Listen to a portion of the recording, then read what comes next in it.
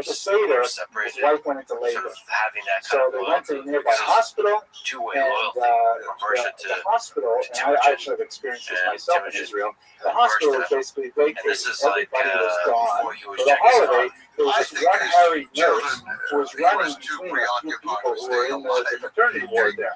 And the nurse said, look, I'll do the best I can, but I can't possibly help you when I have another woman in labor just down the hall. But the rabbi said, her you have family 300 people liked who are him in some way, Judaism, or that she waiting for remembered them him, to say or that that she had no it other is so suitors. important that you go. Because at 17, Don't she worry, should have I'll been be married, fine. actually. You go So to take I care of can't the explain why, amazing thing but that it she was would certainly say. a strong love story And then after she the went fact, to, and if then not before. it was difficult, but he went to Those the two were Seder to loyal run the to each Seder. other throughout their And lives. when he came She back, was, I would say, the most his wife was holding important his little person boy, to him. and she told After him that, she went into labor and she was suffering. It was difficult to get her back. And, he there risked was a everything. woman He was willing to in the room, die. He was willing to kill. He was willing to die in order to get her back. And a woman came into the And room he and got said, her back. I am Rabbi And now Rothschild. he's reestablished his relationship The with Rabbi her Rothschild's wife. And so they decide I'll help to you. stay together. And, But they all the go story off to the goes, Coconut the Valley. woman says that the Rebbitzin actually delivered the baby. And then, of course, she was She gone. is pregnant. So, what are you going to do with these kind of stories? This You becomes can't a huge exactly issue forever. print them in standard scholarly It's one work. of those things that to this day, It's the almost, kind of thing that I find an very issue. moving and powerful, that the Rebbitzin, But as who was he not says known much for later in thousands of life, volumes of when his own sons response, rebel against him, and they call nevertheless that could first carry child such a broken spiritual weight bastard. to affect He such defends his America. wife. But anyway, back to the Viciously. secular stuff. His own 800,000 sons. people attended You his were funeral not in there. You do not 2013. know who It loved who was, and who did it not. was, it You was did an not amazing see the thing. sky It was turning the largest around. You did not funeral see the stars falling. You did not see the earth turn over. You don't know what was happening. And if I say he is my son, he is my son, who are you to say otherwise? You were not there. You come from the same warm womb. And if your mother could hear your words, her warm womb would turn. So we come back to our initial So he defended statement, her forever. and I apologize He's if I off overtime. now. Cut it We down go to the back internet. to the beginning. She's pregnant. Rabbi Yosef, I spoke to you earlier that he was in many ways He I and think the most John important scholar decided of to the renew 20th their century, vows of being unknown. not only each other. because of his tremendous genius and his So this contribution time, to Jewish it's culture more and Jewish serious thought, he than won the Israel Prize, ceremony in front of but the also whole. because of his very early We can't say decision tribe. to It's not big enough yet define for a the tribe. concept But of the scholars whole deeds clan as that's there. associated with one particular approach to Torah. Then And in this takes off way, a he gold actually belt, which actually broadened gets the stolen from tent the market. for Where who on could earth they sit had a gold, within had those a gold belt? I don't boundaries know. and be He took considered off a scholars gold deeds. belt And at the and same he put time, it he on constricted the tent Temujin. because he said And then it has to do with Temujin these gave him laws as expressed by a this mayor particular had thinker, never Maran had Yosef a foal, Haran. had never And so in given many birth. ways, he And it was gave unusual mayor who Sephardi had a little Jews growth on the borders thing around on the which to horn. define So it's their an identity unusual gift that I don't. in It such a has way meaning, to but I don't know guarantee all the the meanings legacy behind it. of the So it's sort Sephardi of odd to tradition me. for generations. But golden Thank belt, you and very then much for kind of your sort of attention think and about your it different endurance. ways. But golden See what God willing in the the fall. belt for the Mongol man is really the sign of manhood. And in fact, this Belvatus, a woman was often then and even now called person without a belt, because that's how they were at that time. Today, women wear belts, of course, but they still use the word uskui, with no belt.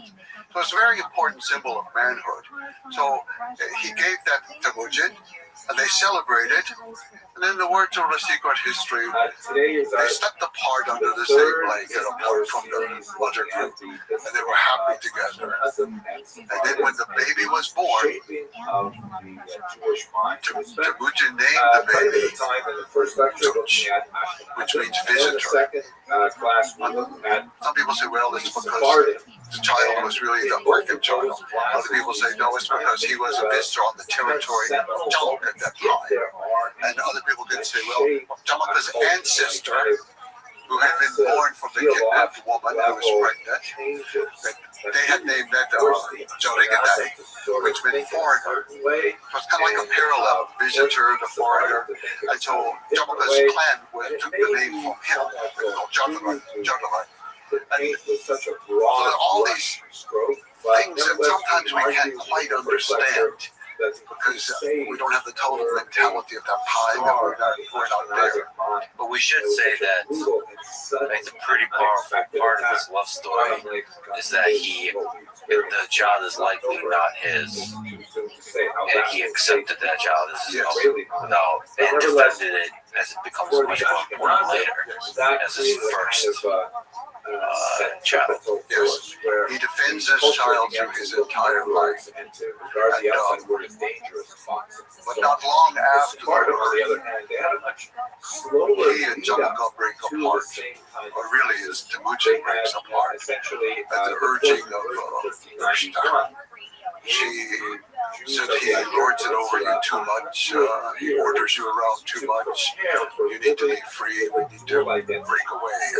She urged him, and he loved his wife more than anything.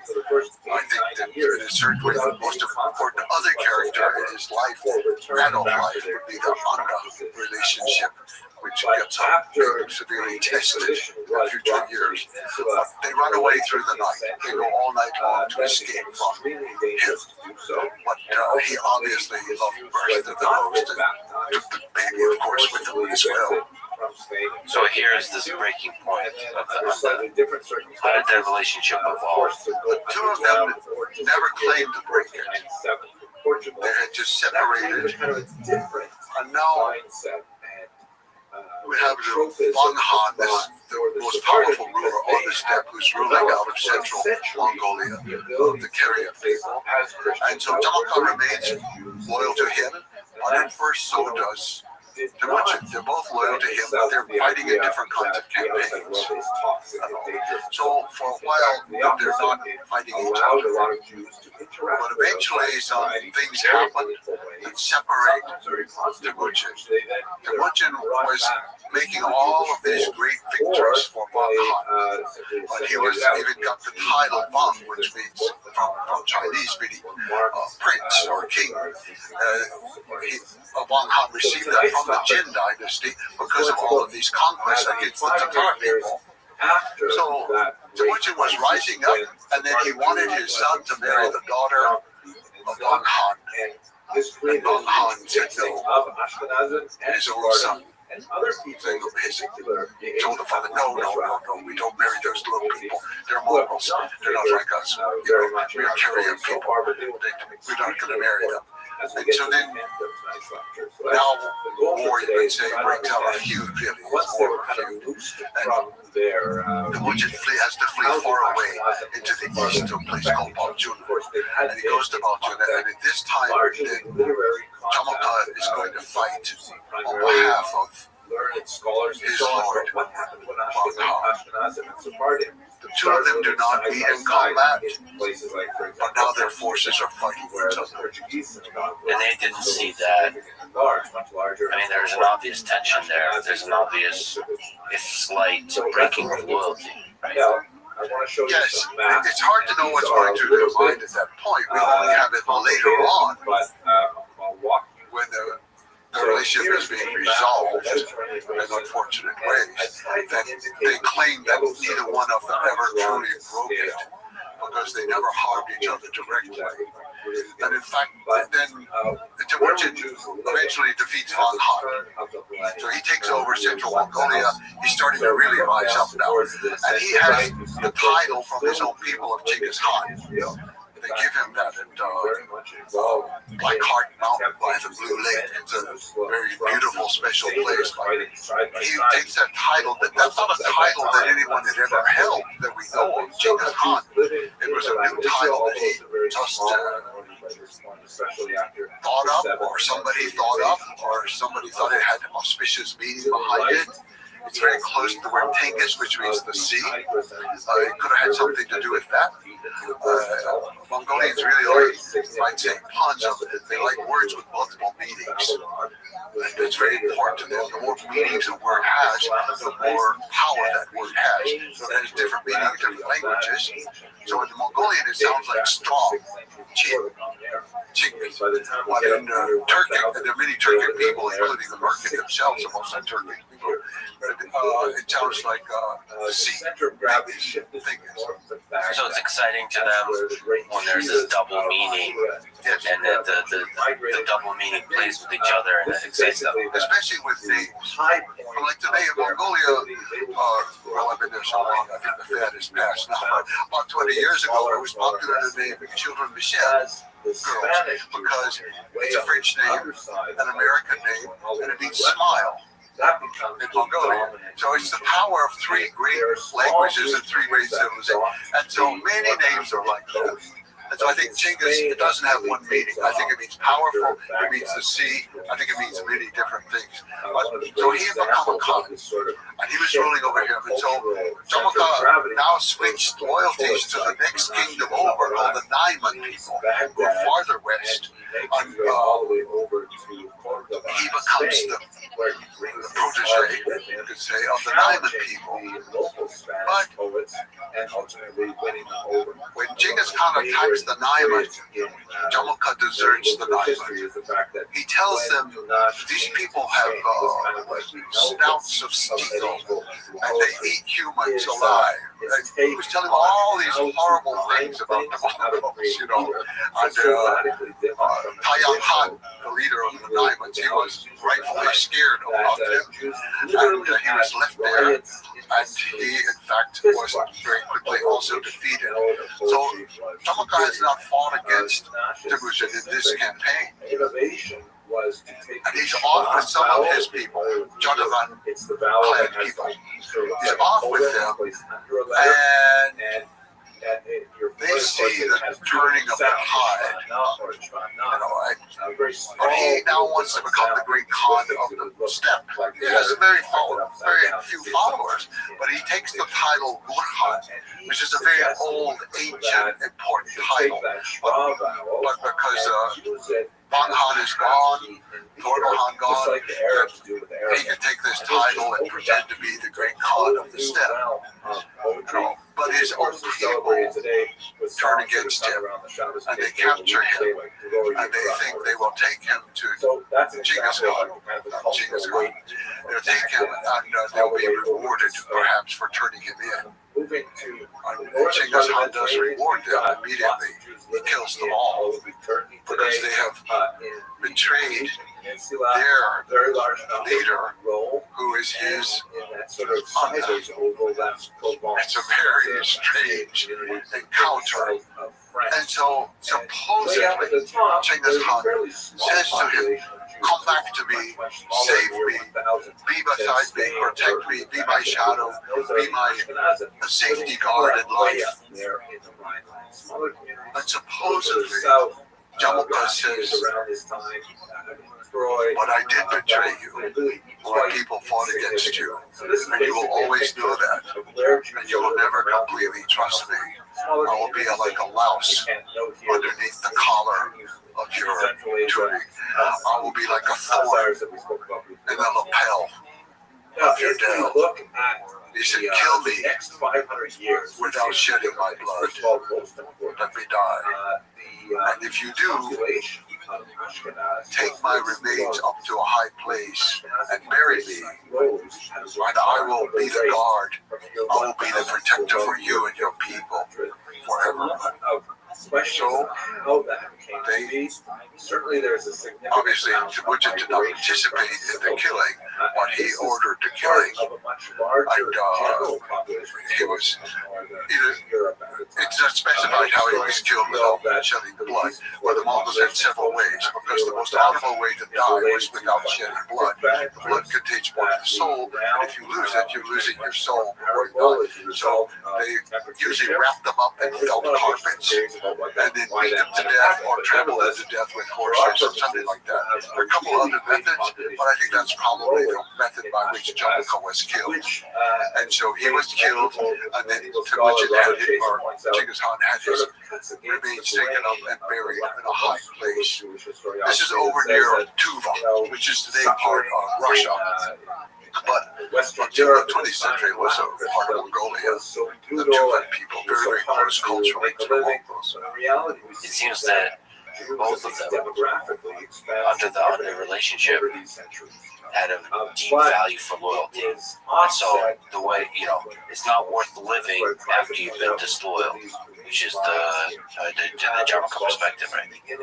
He had become very practical at this point, and he understood that you needed complete total loyalty and trust with everybody around you. And I think for this reason, he was willing to accept the plea of Jamukha asking him to come back and to be his shadow and to be his safety guard again. Maybe that was just a formality that he knew would be rejected. Or maybe when Jamilka offered to be killed without shedding blood, that was a formality that he thought would not be followed through. Nevertheless, to me, just reading your work and understanding the history, this relationship seems like a really important relationship that defines the nature of loyalty for Genghis. I would say in both negative and positive ways, it was the most important relationship of his adulthood aside from birth. But that relationship really did not seem to have many negative aspects. They somewhat disagreed on things, small things. So she was by him, she was positive in every regard so far as we know forever. Although she was not submissive, but she was always on his side. And Jamilka, it was just a little too hot-headed for me, I mean, my evaluation of these things like, oh, we're going to drop down on the market and we're going to come through the smoke hole, kill everybody and all. And he had a flair for the dramatic, even in a way giving the gold belt to Ruchin. Jamilka also, he explained himself at the end of life. And he said, we both lost our father, but I also lost my mother. And you had a strong mother to raise you. I did not. He said, you had Breshta. You have a very strong wife to help you.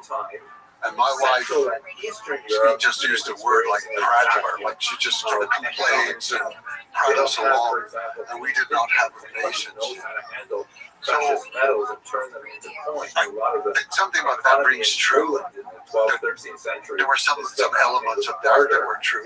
But Jamilka certainly didn't have the intelligence and real genius for dealing with people, dealing with soldiers, especially in warfare, that Temujin had. Yeah, there's in that relationship there's a contrast because Genghis Khan did not accumulate riches or accumulate power in a way that was for the sake of the riches or for the sake of the power.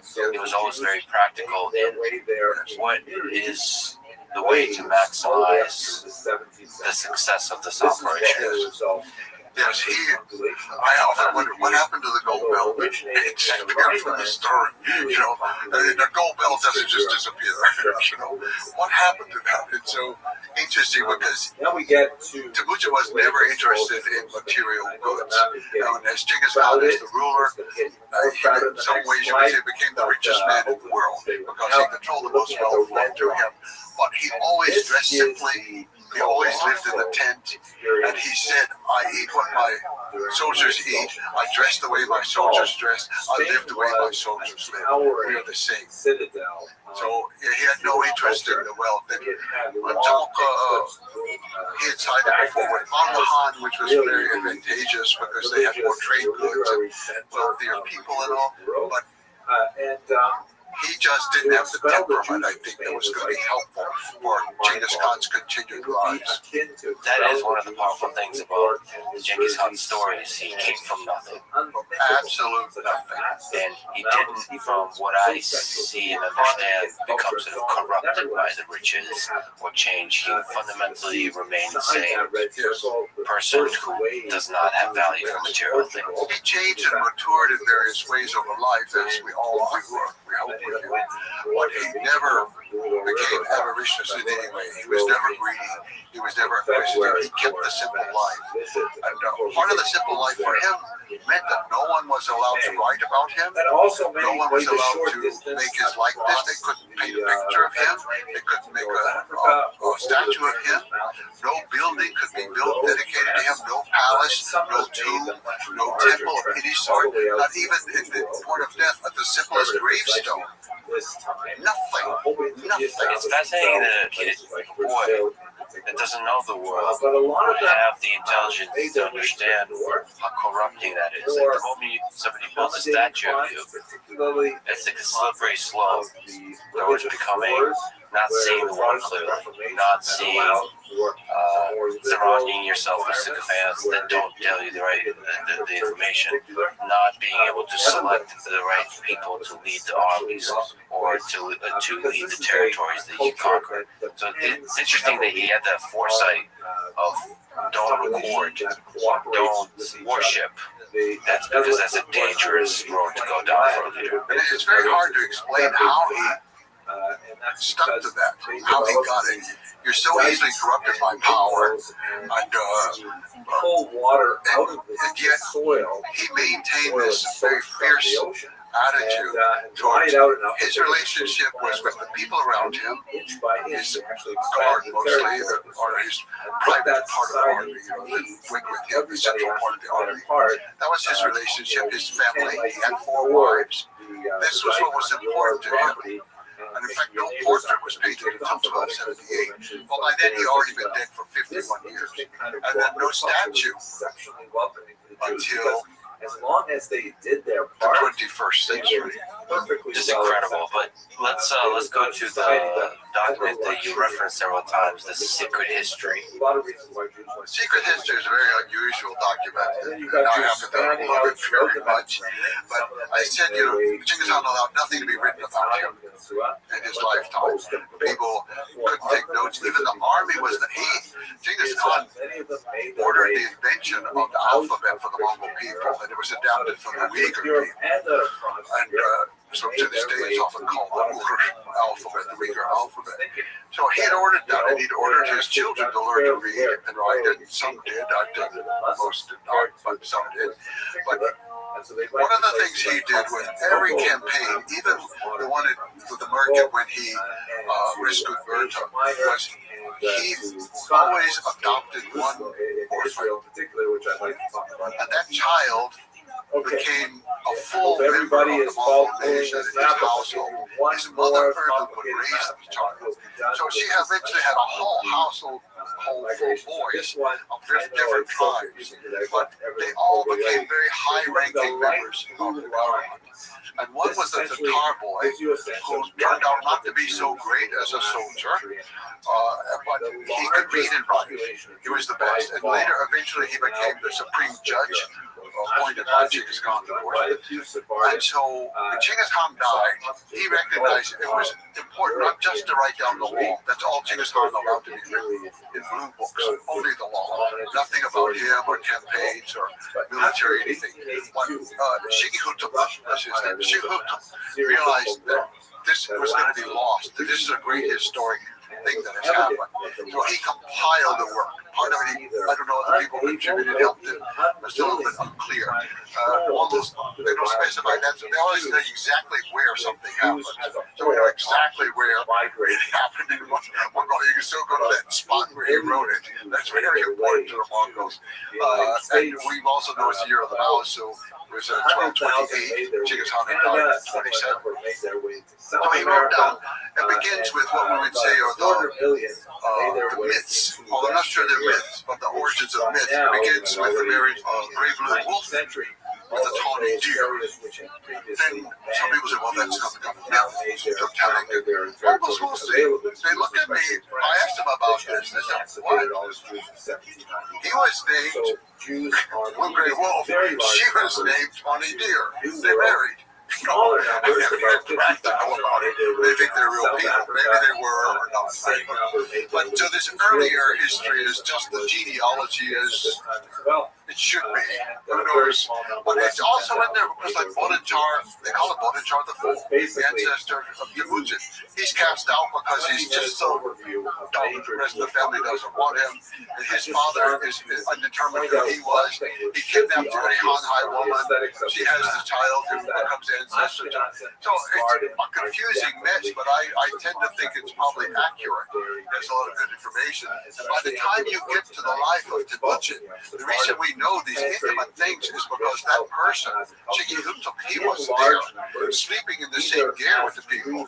So we even see in there, he will record instances where Berta sits up in bed and tells her husband, okay, you got to do this, you got to do that, you can't do this anymore, you can't do it, it's all recorded, so it's a very intimate document. This is one reason that it was secret, it was only for the family. They were trying to uphold Genghis Khan's prohibition against putting out information about the family. So it was secret for a very long time. So much so, the scholars began to think it didn't exist. And then in the 19th century, a Russian academic who was working in China at the time in Beijing, he discovered a manuscript which was very, very odd. That people didn't think was anything because it's all Chinese characters, but it makes no sense in Chinese. But he recognized that if you read it, pronounce it, it makes sense in Mongolian. So it was in this code that had been used to record the information in Chinese. So they're recording the sounds. The sounds, correct. They use Chinese characters to record sounds, which is always problematic in some little areas you're not exactly sure what the name is or something like that. But it was a very unusual document. And then once they found it, they realized that some of the Persian documents had incorporated part of that already. So that was very helpful to me. Some of the Persians I trust very much. And I like their work very much. And so it was helpful that it already existed, and all of it. Some of it existed in Mongolia, other Mongolian sources that were written later. Some of it was just incorporated. So it seemed to be fairly genuine, but it wasn't 100% pure. It had little things had happened to it along the way. Some things have been snipped here and there, and a few words changed. Like sometimes for Temujin they call him Genghis Khan, well, he wasn't the Han man. And sometimes they call him Han, which is like chief, and other times Han, which is emperor. Well, the Mongolians are big difference. So there are little things like this that move around that do not show why. But it's a document that I have great faith in. It was not published in English until 1982, but Francis Woodman Cleaves at Harvard University translated it in the 50s. It was ready for publication, and he was having trouble with the publisher, and so it didn't appear for nearly 30 years. It was supposed to be 2 volumes. The first volume is the translation. The second volume was going to be the notes, and the second volume was lost. To this day, it hasn't been found. I would love to see that, but anyway, now it's in all languages throughout the world. Can you clarify? So there's 2 volumes. The 19th century Chinese manuscript covers the first volume. Yes, that is translated and then published by Harvard University. But the notes were just the notes from the scholar Francis Woodman Cleaves. Those were his notes, not Mongolian notes. There are Chinese notes that went with it because the Chinese had trouble understanding a lot of things in it, and they disapproved of some things, so they would try to put their own notes in the margin to kind of correct the story and explain away why the Mongols women would be often marrying their stepson. It just did not match with Confucian ethics. So there's several things like that they tried to skip around. But so it's interesting just to read the Ming Dynasty notes that are attached to it.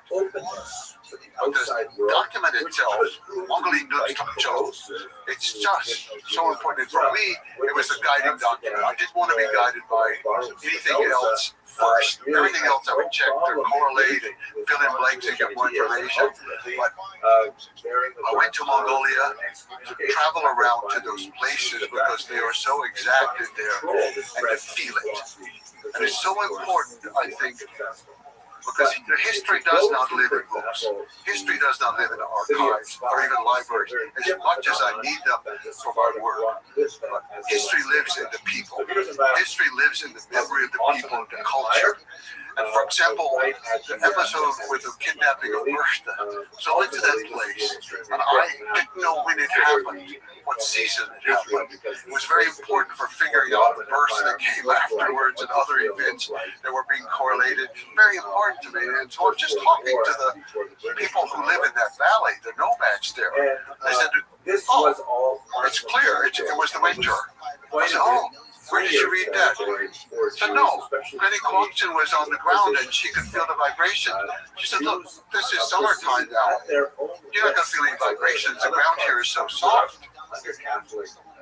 Suddenly, a whole important piece that I've been searching for just came together from some nomad sitting there next to his horse. And he was absolutely right. It could only happen in the winter. And that also correlates with the time that reading was done. So it correlates with other historic factors. But then that gave me the time basis for figuring out a lot of other things. History lives in the people. Just only on that point, you visited different places that were important to the story of Genghis Khan. What did it feel like? What are some memorable things about just the experience of standing there? I really set out mostly to visit the cities he had conquered across Central Asia and all. And there was so little to learn. I mean, everything was kind of known of whatever the chroniclers had recorded. The archaeologists had found whatever they had found. And I get there, and he hadn't spent much time there. He didn't identify with it. I wasn't feeling anything. But in Mongolia, I would go to these places, and I would know, if Genghis Khan came back today, he would know exactly where he is. There's no road, there's no sign, there's no building, there's no power line going, nothing. And just to smell the air, to feel it, to see the animals, to see what kind of animals live here, what kind of plants are growing here. You begin to get a feeling for how he was thinking. And then you begin to see, I know which direction they came from. The only direction they could come from was that way. You begin to see it, and his life starts to unfold in a very dramatic way. Then I have the text. The text is like it has no scenery, no props, nothing like that. The Mongols all understand their way of life. They don't need to explain anything. They know which way the gear faces with the sun. They know all these things. But for me, that's how I learned it. It was from being with the people. It was the most important thing. And this was starting in the 1990s. And the people, at this time, they were amazed at I would come. The Soviet era had just ended. Socialism was just ending. Democracy was starting. And Genghis Khan had been forbidden to them for almost the entire century. And every known descendant of Genghis Khan was killed in Mongolia. Following the secret history, that became the key to writing what I wrote. Take the history, which is difficult to understand. You have to go over it. I often never understand different parts, or I change my mind and think it was yes, now it's no. But the secret history is a valuable document. And to me, also, it's the opening document of Mongolian written language. And I think it's very important how the people begin their written language. And they begin it with the words, and they think it's from highest heaven came the destiny of the blue wolf, who was married to the tawny deer, and their descendants, who came from the great sea to live in the face of Mount and then integrating the spiritual elements of nature, the mountains and the great sea, and this kind of just like a deep connection to nature that they have. Mongolia is a world that, for the most part, is the same as when Genghis Khan was there. We cannot say that for hardly any other place in the world. I mean, certainly not for America, but just a few hundred years ago, it was entirely different. People, languages, everything. But you can't say it for London or Moscow or Constantinople, Istanbul, Constantinople. All of these things have changed so much. But Mongolia is still Mongolia. It's one of the largest countries in the world in space, with the fewest number of people. Today, 3.3 million. And they're spread out. And they live in their environment in such an intimate way. This was important for learning about Genghis Khan, how he thought, how he hunted, how he strategized for war. You learn that from the people today because they are still there. They're still living. What's the open Mongolian step like as we return to the feeling of Temujin and Genghis Khan? What's it like looking at this place that has not changed since his time? First thing I think about this step is that you can see forever in every direction. There's no building, nothing to stop your line of view. And It's like being in the ocean in many ways. So you have this extremely open space, and the wind is usually blowing through it, but it's extremely fresh. It's coming out of Siberia, it's coming out of the Arctic, it sweeps down across Mongolia. It's cold as the dickens sometimes, but it's always fresh, always fresh. So you have the wind coming in, you have the smell of the wind, but also then there's grass. The smell of grass becomes very important. Now, because of the particular location, from one year to another, one area may have grass one year and then drop the next year another area has grass. So you don't always know. If it's not grass, it's dust. You have dust. Again, the dust doesn't smell so good, it doesn't feel so good. But that's just one more part of the country. The waters are mostly pure. Unfortunately, there has been pollution in this century from mining in several areas. But even when I was there, even today, when we go to some place like the Saline River, where we were talking about Market Live, so it's a place of pure waters, and that's how Mongolians define their world, is by the water. They don't, Genghis Khan does not give lands to his sons to rule. He gives waters and people to rule. They do not refer to the earth as land, they refer to the earth as Dala, the ocean, the sea. And so water is very important. To learn the rules about water. You don't camp by water. If you camp by water, your animals and you are going to be polluting it, messing it up. So they're back, maybe in our water trips, about a kilometer back. You take the animals to the river to drink, and then you take them away. You do not bathe in that river. You take the water away from the river, and you bathe away from the river, so you do not pollute the river. The rules are very strict and very clear. They're from the time of Genghis Khan about how to deal with it. But also, it's dangerous to live close to the river because there are flash floods in the summertime. You can certainly have it, and it can wipe away if your camp is right there by the water.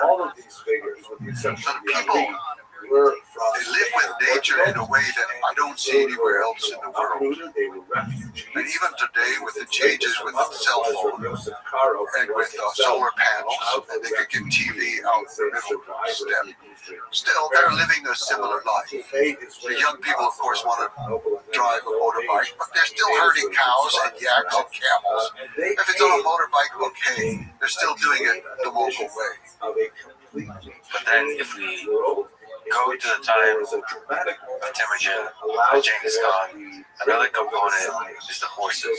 We talk about their relationship with the horse. And thinking about this open steppe, from a young age, they've been, all Mongols are trained to master riding horses, as you write, while standing on the horse.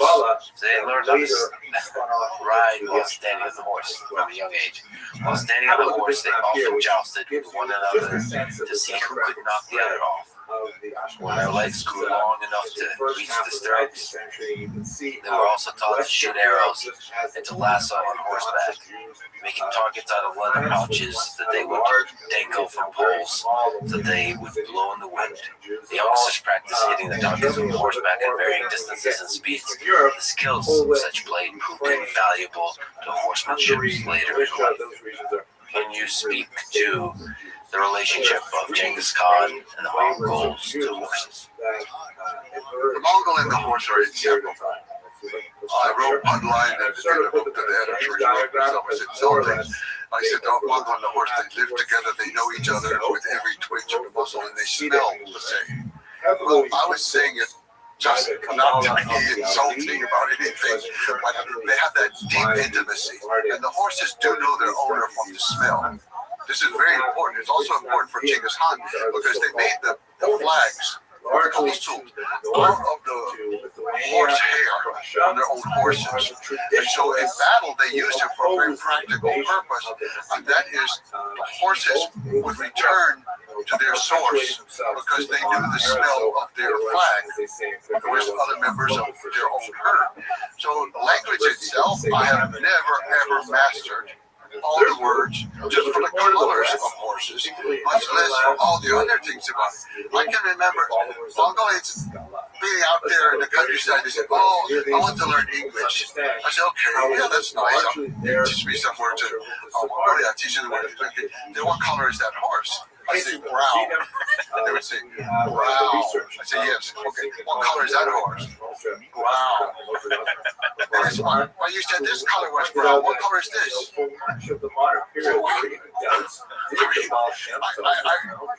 It's just amazing. I mean, they have words based on for how smooth the coloring is and the variation in the texture and all the different. Today in English, sometimes you can put them together. We say like yellow brown or brown brown. But the words for horses of course, by sex, and then they have three because they're geldings, so they're very important too. And by age, by whether or not they've reproduced in the case of the females, all these things are important parts of the horse. And the horse, a few years ago, a presidential candidate ran under the slogan, "Raised in the dust of many fast horses." It just resonates with the Mongolian spirit, and the dust itself is important. The Mongolians, they will wipe the sweat and the dust off the horse and wipe it onto their own forehead, which is the most sacred part of the body, where the soul resides. This is how intimate the relationship is with the horses. And they're hard on them in some ways. They train them very well. They ride them very hard. But the horses are also trained for that. They use a very small crop. It's a little bit like a stick with a slight whip at the end that they hit the rump of the horse. Never anything else. They're horrified at Western people who use metal spurs and metal to harm the horse in the stomach. And to harm the head of a horse, they say it's a capital crime. I don't know anyone's ever executed for it, but you never ever harm a horse's head. So horses are important in every way, even religiously important with the making of the fermented horse's milk. That the mother goes out every morning and she throws some to each of the four directions to start the day. And they use it for every kind of thing. Well, you know, some things puzzle me in my watching. I remember one day being with a very nice family. It happened to be a gelding day, where there were a bunch of gelding would-be stallions who don't get to be stallions. This family, they had a bunch of boys, and only because like 1 or 2 girls, like 4 or 5 boys. And one boy was maybe 11 years old. He fell from the horse. You couldn't see him, not so far away. He fell from the horse. He didn't get up. No one moved. In fact, they all kind of turned attention away. And I thought, what am I supposed to say? This boy fell down. Somebody go get him. No. And then the boy was trying to hobble back. He still had to range those horses, but he couldn't remount. He was trying to hobble back. So his little brother went out to help him come in. And they came into the gear and they sat down. The mother just turned her back. And I'm thinking, how on earth did you do this? This is a child. This is your child. You know, but 2 weeks later, by chance, another boy who was practicing for the annual races, like this boy had been doing, he was off in an area right close to the forested mountain area, and the horse bolted, took off through the woods. He was knocked off by a tree, and then the horse went deeper into the woods. The boy followed him. The boy became lost. The boy was 12 years old. He was lost for 2 weeks, and he lived. I would have died in 48 hours. He lived. He said, well, he slept in the daytime when it was warm. He walked at night when it was cold, even though this was a summertime. The nights could be quite cold, that's for sure. And he sang loudly all night long to keep the wolves away. And he knew what to eat. And then he walked until he found water moving, and then he would follow that water down to the next. He lived. And I realized, the boy falls from the horse, his mother's not going to be there. She knows that. It's probably hard for her to see her boy suffer, but she knows. Just a small tangent. There's a wrestler named Gary Coleman, and he tells the story about mental toughness that wide-ranging phobia. the first time he saw truly mentally tough people was when he visited Mongolia for a wrestling tournament. And he remembered that they were taking showers in ice cold water. And, you know, all the other wrestlers, they would take the shower, and when the water hits them, you could see a little grimace. But the Mongols, there was just nothing. It was emotionless. So like ice cold water or any other kind of hardship, you build a hardness to that. And I suppose that falling from the horse is just an example of that. There's a mental hardness and a mental toughness. You have to be able to take care of yourself. And with the weather, for example, often if that time is still today, some people, if they can have the privacy to do it, the men will strip naked in the first heavy snow and roll around in the snow in order to prepare for the coming winter. And the valley where I live, a lot of wrestlers come in and train in the summertime for the competition. And the water's very cold coming down from the mountain. And every day, when there's a break, they go down, they take one, they do not get in the water, never. But they take the water and they pour the cold water over themselves. And it's refreshing to them, refreshing. Well then, getting back to the horses, the value they had for the horses and the horse riding skill they developed throughout their life created one of the most unstoppable military forces in history. So if we just talk about the mounted archery that they've employed in war, the Mongols were able to do targeted shooting accurately at 200 meters or more while riding fast, up to speeds of 60 kilometers an hour, I read. So there's a lot to say. Like, you know, you have the time, and just watching some of the videos, it's just incredible how stable you can be on top of a horse. And I guess you're supposed to be shooting in a moment of the gallop when all four of the feet of the horse are off the ground. You have to time all of that. You have to position your body to maintain balance. And then there's the skill of the actual holding and shooting the bow accurately. And there's obviously the technology of the composite bow, the recurve bow. And they've also used crossbows later, adapted technology. And there's a particular kind of thumb draw that you use for shooting with the composite bow that works for a horse. Because the thing is bouncing up and down, right? So you have to not drop the arrow. It's just incredible to be able to shoot while the horse goes 60 kilometers an hour. Anyway, can you speak to this kind of exceptional excellence that the Genghis Khan and the Mongols had for riding horses and engaging in war off of the horse? The Mongol, the horse, and the bow were a perfect combination. And it was the most lethal weapon known to the world before the modern era. It was incredible, the synchronization and the timing of the movements, and also the years of skill. The fact that from absolute birth, the Mongols would be on a horse. And by 3 years old, they would probably be riding alone on the horse. So when I first went to Mongolia in the 1990s, at that time, all jockeys on horses for races had to be under 6 years old. That was the age limit, the cutoff was 6 years old at that time. And so you had some that's 3 years old racing. It's absolutely, of course, at that age, they can't even have a saddle because it can't even be used. So they're just, all they're doing is staying on the horse. The horse has been trained to do what it has to do, and they just stay on it. Well, by staying on it, they learn the horse to become one. And not just one horse with one rider, but one rider with several horses. Usually 5 is the number that you should have for you when you go off to battle. And this ability to then shoot. You have to defend your animals. There are wolves around, foxes and other things. In some areas there were even tigers and other animals that would come in. And you had to be able to shoot to defend it against other people who might be raiding. So they became excellent archers. They had composite bows that were very powerful, much more powerful than those of most sedentary people. Now I say all that because it's very important, but those are all sort of nomadic traits of the great steppe anyway.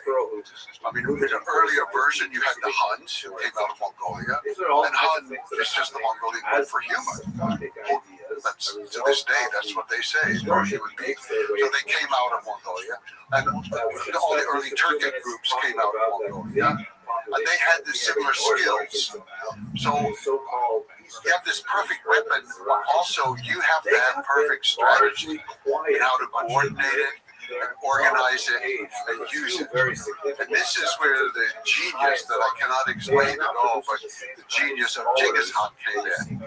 Other people, I think, had been very good in earlier times, a number of Turkic leaders, and also even Attila the Hun, who, of course, was actually born in the West. But they were charismatic leaders and very dramatic leaders. And it wasn't that they were so excellent in their strategy. They were very good in warfare, and that's what carried them through. Genghis Khan's army was extremely good in warfare, but small. He never got probably above 100,000, at the most 110,000. That is small. When you're going against China, that has millions just in the army, not counting the country, and you're going against Russia, and you're going against the Middle East and Persia and Afghanistan and these areas, your whole army has to be as finely tuned as each rider, each bow, and each horse. That's the weapon. The army becomes the super weapon of Genghis Khan, how he organized it, and how he used it, and the strategies that he put together. Yeah, when you have a small army, just think about that. A small army that conquered the world. It would fit in a stadium today in America. So there's extreme efficient coordination of units. Mostly cavalry, right? All cavalry. That's all cavalry. He had no infantry, and he had no baggage train, he had no backup commissary. Early on, no engineer corps. Later, one was added much later. But no, all cavalry. And so there's light cavalry and heavy cavalry. And breaking down units using the decimal system, 10, 100, 1,000. So there's a kind of hierarchy where you delegate authority, but to the degree there's commands, they must be followed strictly. So for like extremely efficient, accurate, precise deployment of these troops in the battlefield and the dynamic movement of the troops, including all the interesting tactics that are utilized, you have to have really good communication and coordination. And for that, orders must be followed. Is there something to speak to that? Like, how do you tune this kind of system to where everybody is working together so well? I think the first point is the extreme loyalty of the people whom Genghis Khan chose. His kinsmen, as we said, had deserted him. His Anda was a Christian relationship. But all the others that he found were just common people, herders or hunters, very common, and they were loyal to him and never, ever revolted against him, never betrayed him. So he had extreme loyalty. And then, as you mentioned, he organized his decimal system. So the smallest unit of the army was the Oft, the squad of 10 men. They were put together, and then the head of that squad, he had total control over it. But the men knew that they were going to protect each other, and they had to come back with every member or every body. You don't leave anybody behind. This was extremely important. So if you submit to the orders of the man in charge, you know that he's risking his own life for you also. And you know that your brother on the left and on the right is risking his life for you. The army was organized with 5 horses, each man. They had their bow and they had a lot of arrows, as many as they could have. But they also retrieved arrows at the end of their battle. And they also retrieved the enemy arrows. This was a great advantage whenever they hit Russia, because the Russians could not use Mongolian arrows. They couldn't put them in their in their bow, but the Mongols could use Russian arrows. Right? So all these little things, it's not even just the arrow. Also, they had to carry needle and thread. Every soldier had to be able to sew. And sometimes that could be a torn garment. It could be a piece of skin or a wound that somebody had.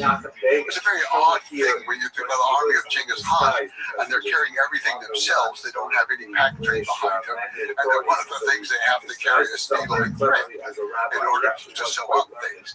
Complete self-reliance. Yes. They also carried dried dairy products. Bottled, it's called, where they dry curd, and they can keep it for a couple of years even. But you dry it, and then when you need it, you can put it in a flask of water. You ride all day, and joggles up and down, boom, boom, boom. It turns into kind of thick protein. It's said that the Mongols could easily go 3 to 5 days without ever building a fire. They have enough food doing.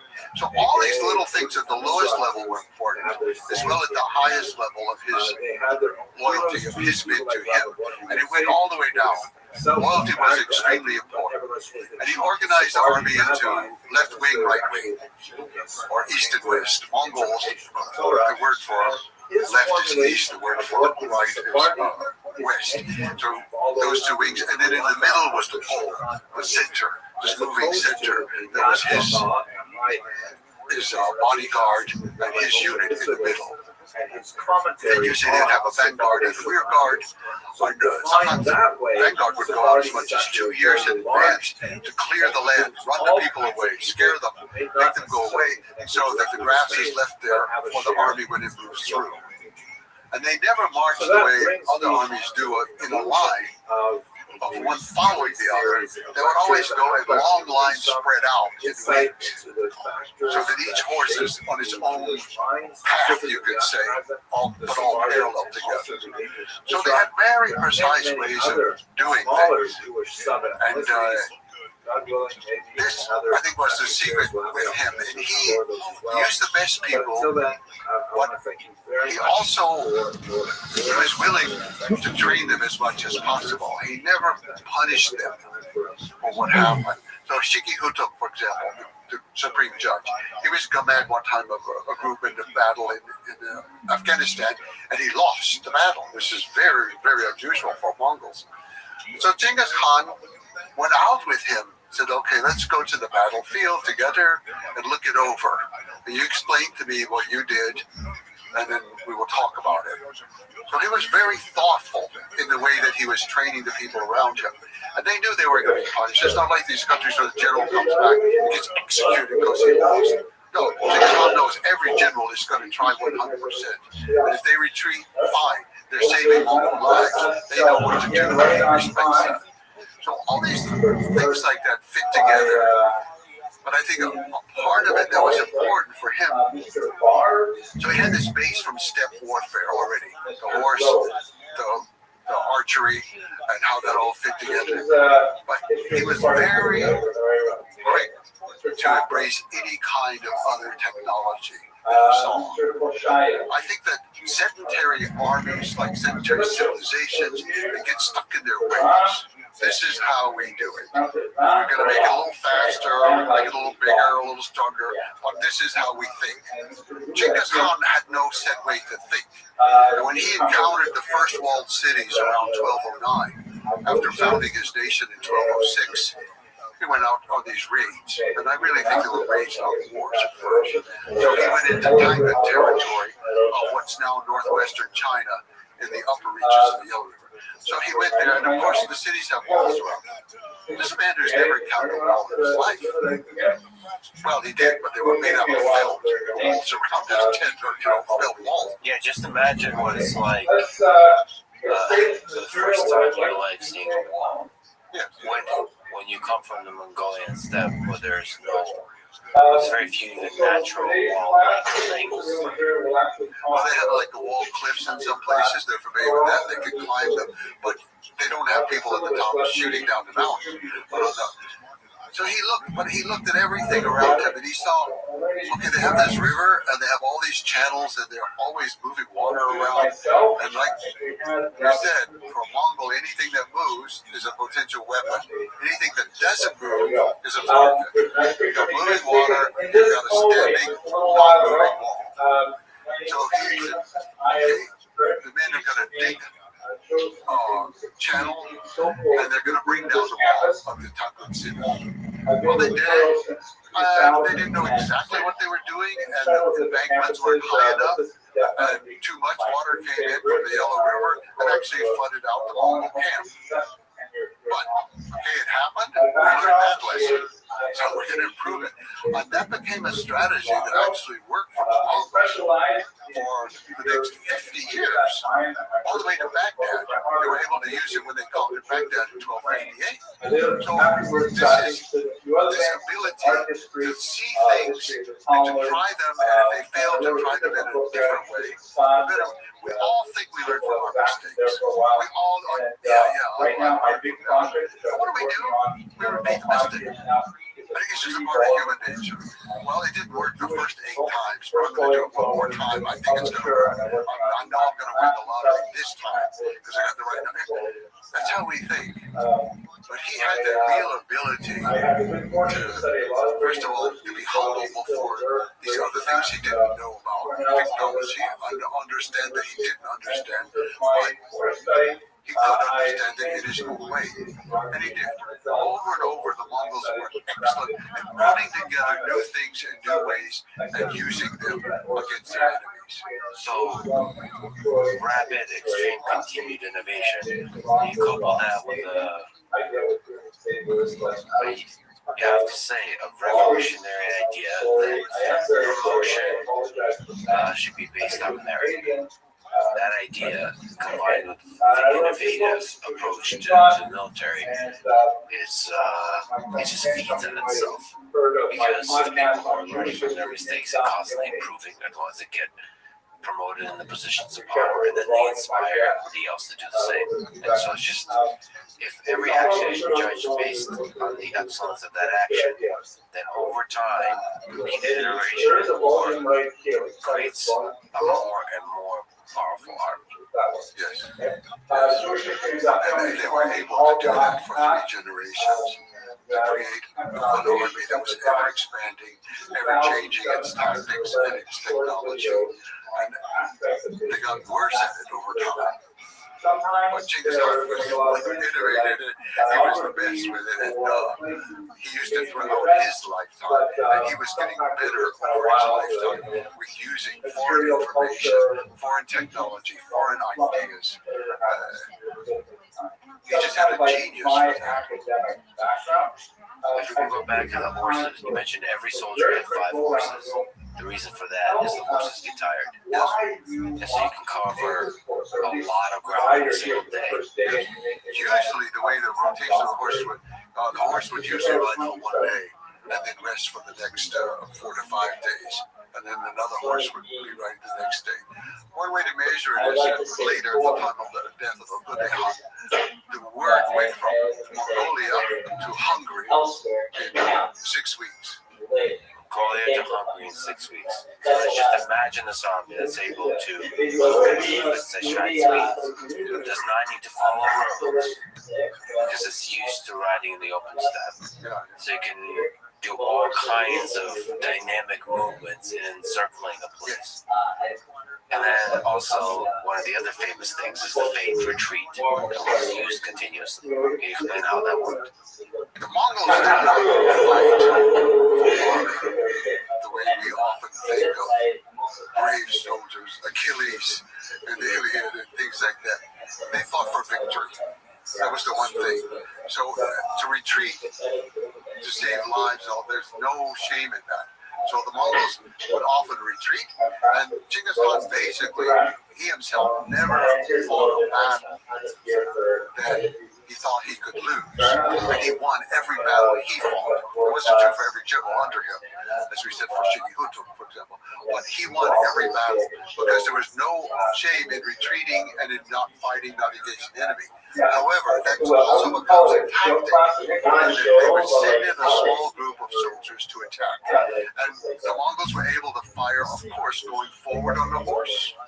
they were able to then I'll show you in the next act like they were course. defeated So and the turn workload, I think, what they could still think of fire it as backwards, stimulating which was the part they shot, which is unusual in the world, not totally unusual to fire backwards. But the Mongols also could lean down and fire under the neck of the horse, so they're protected. They had many different ways. So they're firing coming, they're firing going, but usually the soldiers who were against them would break ranks to chase them. They want to go, they want to get the remnants, they want to kill the Mongols. And if they didn't immediately break ranks, the Mongols would often start throwing things out, like loot from some place and valuables around, and the soldiers using that resistance. So they'd come chasing out after the Mongols, sort of pell-mell, going in every different direction. And then they would get to a certain point, and from behind the two hills, the Mongol army would come and slaughter them. Over and over, this tactic worked. It's like the one with the water. I'm thinking, the people, how can they not know this is what the Mongols are doing? How can they not know that? Human nature, there's something that when the forces are retreating, you can't help it. I don't know what that is. That's maybe the animalistic, but take that with the ability at high speed for the Mongols to encircle and attack the flanks, which there's been many great military historians who have written about the great military forces throughout history, and one of the things you write about, and in general, is the Mongols don't get written about almost at all, and don't get credit for the military tactics and the military genius exhibited through the different strategies. This kind of idea of the fake retreat and then attacking the flanks, that's been, if not invented, then perfected by by Genghis. It really was a military genius. But there were other things too, they didn't like roads. They just didn't like roads. So they would often be coming from some direction that nobody ever came from. And the people would be unprepared for that. The most famous example is probably Bukhara.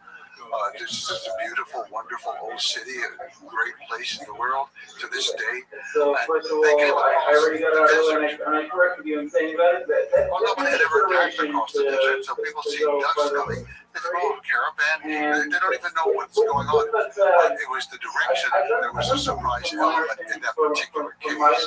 So he was able to think in ways that the other people were not thinking, and to be able to surprise them.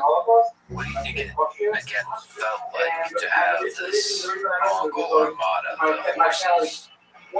It must have become a shame to have that many horses. What do you think it feels like to be in a town when Genghis Khan is approaching? I think the terror was one of the greatest weapons that he had. That cultivated this reputation of ferocity. Not only did he win battles, but he didn't allow people to write about him, as we said, but he encouraged refugees. And when he conquered a city, he always made sure there were plenty of refugees to go to the next city, because it's going to weaken them, it's going to weaken their food supply, and they're going to terrorize the people with tales of the millions of people that the Mongols killed with their steel chiseled teeth, eating children, and all kinds of horrible things. Genghis Khan encouraged it.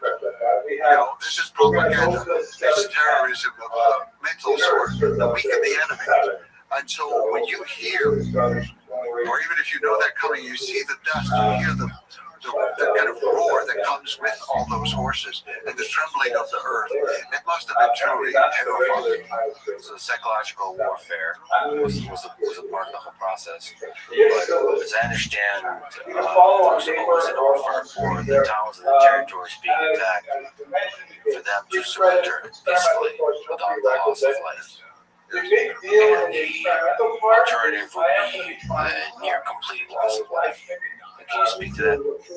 Genghis Khan had a precise system. Exactly. He sent in envoys first to explain to people a little bit about the Mongols. Already much was known, but to explain to them that if they surrendered, all the lives would be spared, and they could continue in their professions. It's just that now the rulers would be the Mongols. They would have to pay the taxes, and usually be the same taxes they paid before, but now they would go to the Mongols. was kind of the general system. And because you only have 100,000 soldiers, you can't leave a detachment there. So you got to leave the local people in charge to run their country, their city, and their area the way they have done in the past. He was absolutely faithful to them. In one episode in the north of Persia, modern Iran, his son-in-law, Rothschild, violated that and was stealing and looting from the people who surrendered. Genghis Khan called him in, and he stripped him of his rank, and he said, the next city, you go first as a common soldier. And of course, he was killed in the next battle. I don't know the name of the daughter, unfortunately. I'm trying to figure that out. But anyway, he was a close relative to him, and he was killed in the next battle violating this law. So that was the law. So then, if the city fought, they did not kill everyone. What they did was they killed all the leaders. They felt like the elite had not served them well, and they usually killed the army because they couldn't incorporate the army into their own. The army had failed, but the one thing that they valued were all the artisans, everybody who had a skill, and that skill could be making a pot, it could be hammering out a metal plate, it could be weaving carpets, it could be translating or just reading and writing. Every person with a skill was spared. So the killing of the people who were defeated wasn't so severe. What was truly severe was if you surrendered. And many of them did, and they knew they would not be harmed, so they're not harmed. The Mongols go on. The Mongols are hundreds of miles away. And all of a sudden, forget about the Mongols. Genghis Khan sent word they were supposed to send so many cows or sheep to help out. Forget about the Mongols. They're far away. No, he stopped. He returned. He conquered the city, and he killed everyone. That's the way it works. So the most drastic slaughter happens when there's an agreement and there's betrayal. As it turned out, I would say it was more the Middle East, the what we call Iran and Afghanistan, where these were the worst cases. And I would say only in Afghanistan, but sometimes the emotion of the slaughter take over in an unfortunate way. He had a grandson whom he loved very much, and that grandson traveled with him. And he had the happy childhood that Temujin had not had. And I think Genghis Khan just loved that about him. But in Afghanistan, he was sent off to conquer the valley of Bamiyan, where the Great Mothers are actually. He was sent to Bamiyan, and as it says in the Persian history, the thumb of fate fired an arrow that shot him down. He was killed. And for Genghis Khan, he had never lost a family member, not one. None of his sons, none of his grandsons in battle. He had not lost them. And now to lose the most valuable grandson you have, the one that you pride and joy in so many ways. And so he called the father, his own son, to him, and did not tell him, and he did not announce it to the public. And the son came, and the son didn't know why he was being summoned. And Genghis Khan said, you have to tell me that you will not cry or moan when I tell you this.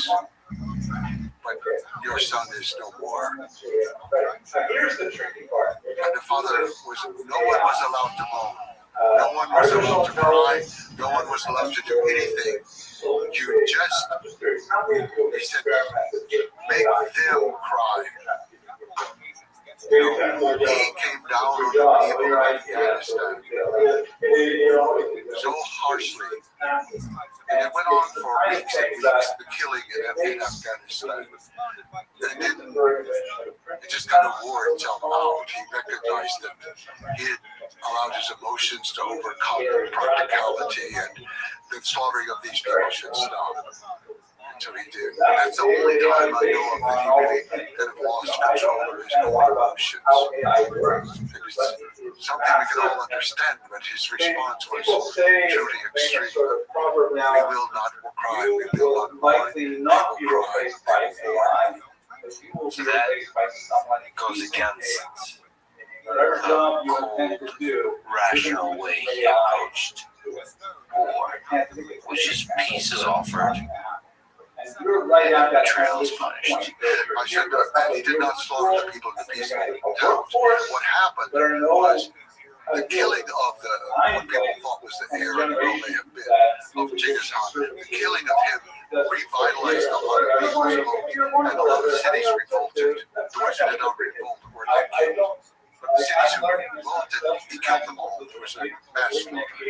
There are estimates that Genghis Khan and his Mongol Empire were responsible for an estimated 40 million deaths, approximately 10% of the world's population. So to put this number in the perspective of the modern day, that would be equivalent to killing about 800 million people in today's population.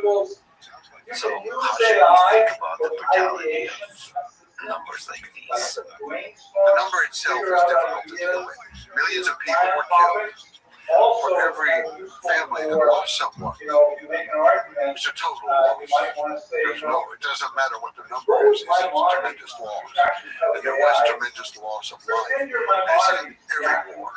I don't think we should judge him any differently than other conquerors in history and other countries today that fight wars, including our own country. Whatever we are willing to permit our country to do, we should be able to understand why Genghis Khan or the Mongols did it. And look, today in the world, people are killing children, women, civilians, every day. Every day. There's always in the name of something, in the name of peace, or in the name of God, or in the name of our nation. There are always reasons for the killing. And the United States is certainly involved with that. Supplying the weapons for bombing people, invading Afghanistan, fighting in Iraq, fighting in Syria. The United States is very involved. And it's always, we're defending democracy. Yeah, we brought a hell of a lot of democracy to Afghanistan. We killed a lot of people. We'll read this and we will experiment with it. You can even look back to World War II, our great moment of democracy and bringing freedom and democracy to Germany. We dropped atomic bombs on Hiroshima and Nagasaki. Those were not military targets. We were not doing anything strategic against the country other than terrorizing the country by killing women and children. That's America. That's us. My father fought in that war. In fact, he fought in all of Vietnam. He fought in that war, and he fought in Korea. And he was a good American, and there's nothing wrong with it. I don't even condemn America, but I'm saying, how can we condemn one set of people for doing it and then excuse it in ourselves? We tend to do that. We, especially barbarian people from the steppe, for example, we tend to demonize them. Or any enemy we have, we tend to demonize them. You said a lot of interesting things there. So one is just the very nature of war. Examples of nature. That sometimes things like dropping the atomic bomb, which is an act of essentially terror, in the same style as Genghis Khan, in an attempt to prevent further. It's a justification. People are always fighting for peace. Always fighting for peace. World War I was to make the world safe for democracy and peace. And then World War II, but what happened? We went to war in Korea. We went to war in Vietnam. We bombed Cambodia. We bombed Laos. We bombed Afghanistan. We bombed Syria. We bombed Iraq. We're always fighting for, and I'm not a pacifist. I am not. I grew up surrounded with soldiers, and I'm not a pacifist. But I am trying to be a realist. That all nations kill. It happens everywhere. So can we universally also then, in the way you're passionately criticizing the wars of the 20th century, can we also criticize Genghis Khan and Alexander the Great and the wars fought by Caesar and others in the Roman Empire, that they're essentially wars of conquest, and in some human way were not necessary or were not defensive. They're just part of this human drive to expand, to explore, and to accumulate power. maybe this is a good place to also talk about somebody I respect a lot, Dan Carlin of Hardcore History Podcast. He did an amazing series on Genghis Khan and Mongols called The Wrath of the Khans. I recommend people go listen to it. So he had a lot of interesting ideas there. One of them, he presented the idea of historical arsonists. So referring to figures who cause immense destruction but also pave the way for new developments and progress. Basically making this complicated case that destruction often in history paves the way for progress. So what do you think about this idea? Creative destruction, it certainly works in some aspects of life, even with ourselves. For example, if we can creatively destroy some of our habits and build new ones, it sometimes works, or we can destroy relationships that we're in order to create new ones that can work. When you start applying it to world history, it does become a little bit more difficult. I certainly think that these episodes create great changes. You can see great changes that happen because of the Mongol Empire. Now, whether or not that's a good reason for the Mongol Empire having happened, it seems like a bit of a stretch for me. You know, the Mongols helped to unify many countries. You would think Korea had been three, basically, kingdoms that pushed them together. Everything that you see in China today was a part of the Mongol Empire.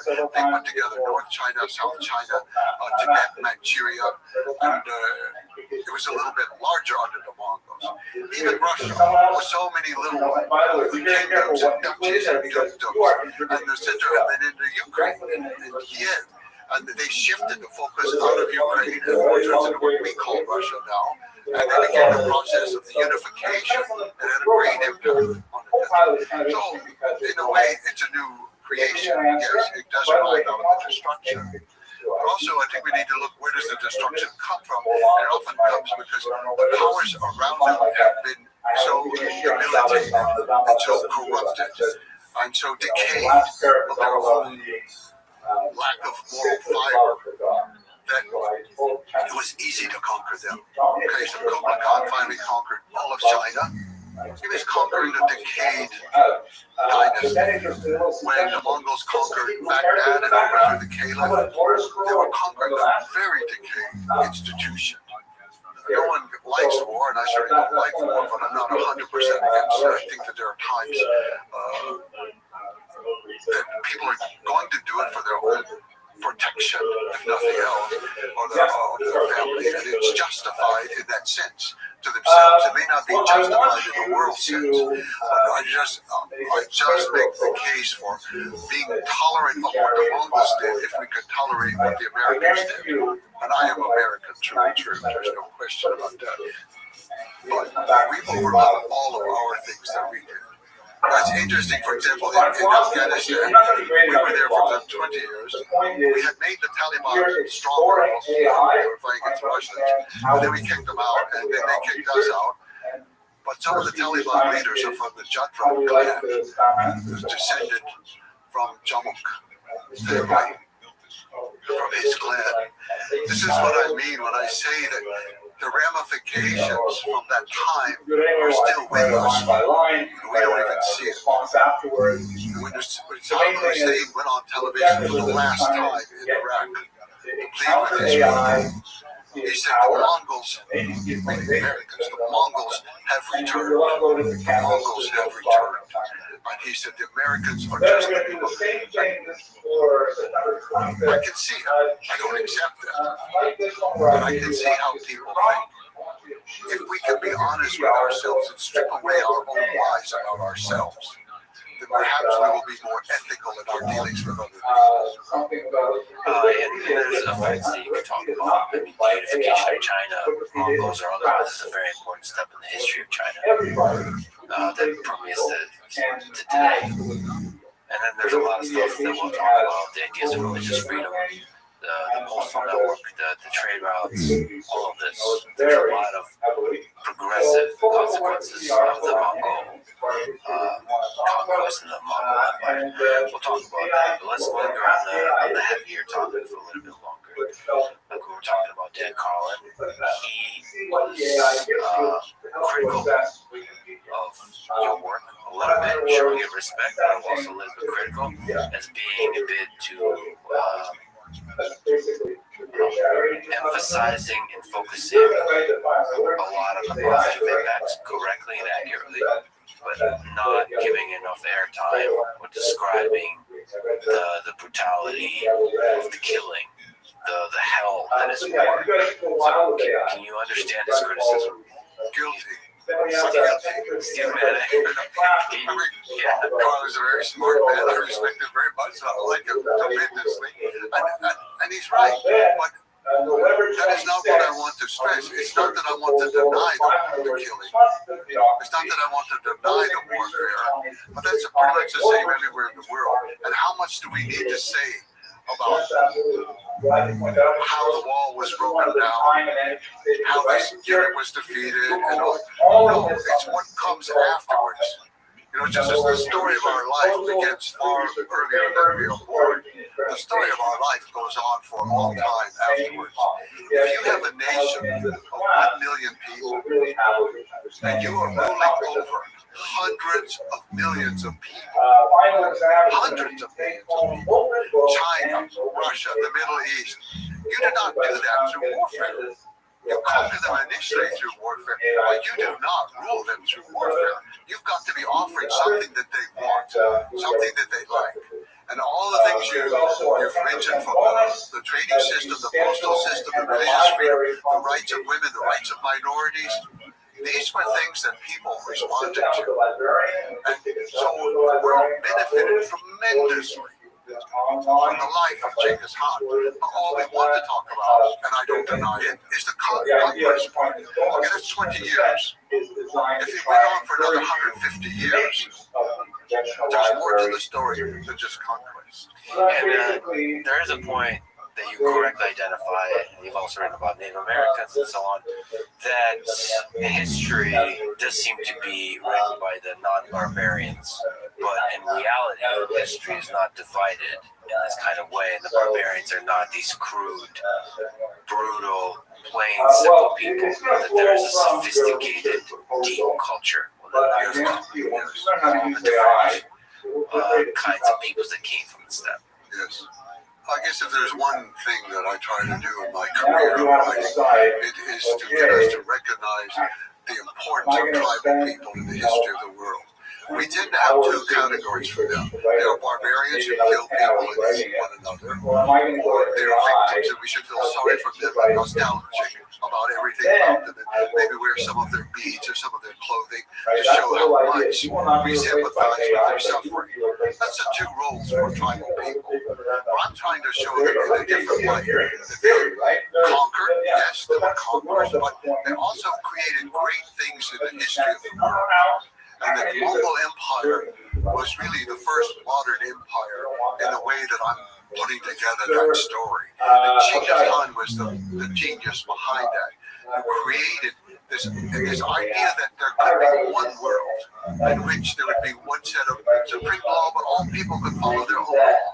You could have any religion you wanted, but ultimately you had to obey kind of the great ethics of the sky. And there were things like that about his vision that I think very few people in history had a vision.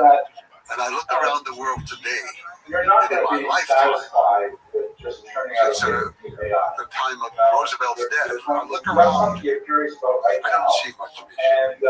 I see lots of slogans, lots of talk, policy papers. Oh my God, we can produce it. Where's the vision?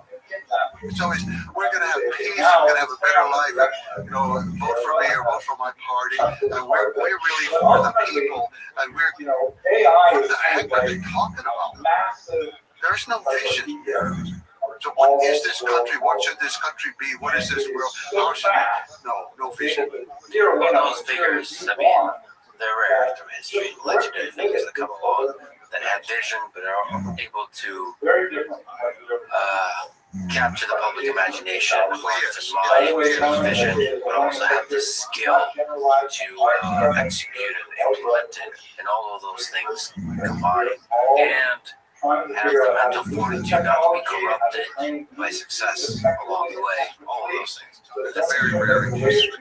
that when they come along, they change their direction. Look at some of these world-defining ideas. Religious freedom is just surprising and incredible that Genghis Khan was able to enforce, inspire the value of religious freedom throughout all of these disparate lands. From religion was a very powerful force. So can you speak to that? Some empires in history and some rulers have been tolerant of various groups. I mean, Rome to some extent was reasonably tolerant of different sects, religions, not the Christians, but reasonable. But what happened with Genghis Khan, the first campaign he had outside of Mongolia was for the Uyghur people who lived in Western China. They at that time were being ruled by, as we mentioned before, the Naiman king, Yayang Han. His son Kuchlu had fled, no good, worthless son, but Kuchlu had fled into what is today the area around Kyrgyzstan. And they ruled over the Uyghur people. He had been a Christian, the Naiman had been a Christian tribe, but he converted to Buddhism. Well, his subjects were Muslims, and he outlawed the Muslim religion, and he made all kinds of things happen. So the Uyghurs sent a delegation to Genghis Khan. At this time, they knew that the emperors of China were too weak to protect them, so they sent a delegation to Genghis Khan and asked him to come and save them from him. And he did. He sent down a detachment. He didn't actually go himself. He sent a detachment down there. They drove Kuchlu from power. Kuchlu fled down towards Pakistan in that direction. They caught up with him. They killed him. That's what the Mongols did. And then Genghis Khan made the first law that he ever made for people outside of Mongolia. Up to this point, it's been tribal law. And he saw, as we mentioned before, that the tribes were mostly fighting over women. So you outlaw the kidnapping of women, you outlaw the sale of women, and you cut down on a lot of the feuding. But he saw that civilized people fought a lot over religion. They weren't fighting over women, they fight over religion. And so he made the law. Now, this was very interesting. Talk about religious freedom. Religious freedom comes in many forms. One form is to allow institutions to do what they want. So we're going to allow the Mormons and the Catholics and the Jews and the Muslims each to do what they want in the organized churches that they have. His law was not that, and it presumed that, it allowed that. But he said every person has the right to choose their religion. No one can stop them, no one can force them. The idea that it was individual choice, no one in history had ever thought of that. That it belonged to the person. That's a really powerful statement. That alone, I mean, that's why you talk about Thomas Jefferson being deeply inspired by Genghis Khan. That religious freedom, yes, of the individual, but it's like such a powerful illustration, manifestation of just individual freedom, period. If you in the world, in history, are allowed to practice any religion you want, that is like one of the biggest ways to say that the individual is fundamentally free in a society. It was a great source of power for him also. I don't say that he did this because of some ideological reason. Just like he didn't outlaw the kidnapping of women for ideological reasons. He didn't come to it through studying ideas of moral right. He came to it through practical experience of life. His mother was kidnapped. His wife was kidnapped. He knew that that was a crime against every ethics that you could think of and every form of morality. That's why he did it. Not for ideological reasons, but practical reasons. It hurt people. It hurt people. It was the same with religion. He gave this right to everybody because it was going to be their own personal right to keep them from being hurt. And then that gave him tremendous support from minorities of many types. And so they flocked to him. Minorities after that, this was a minority effort of the Muslim Uyghurs. Many people flocked to him for the same reason, for that kind of religious freedom.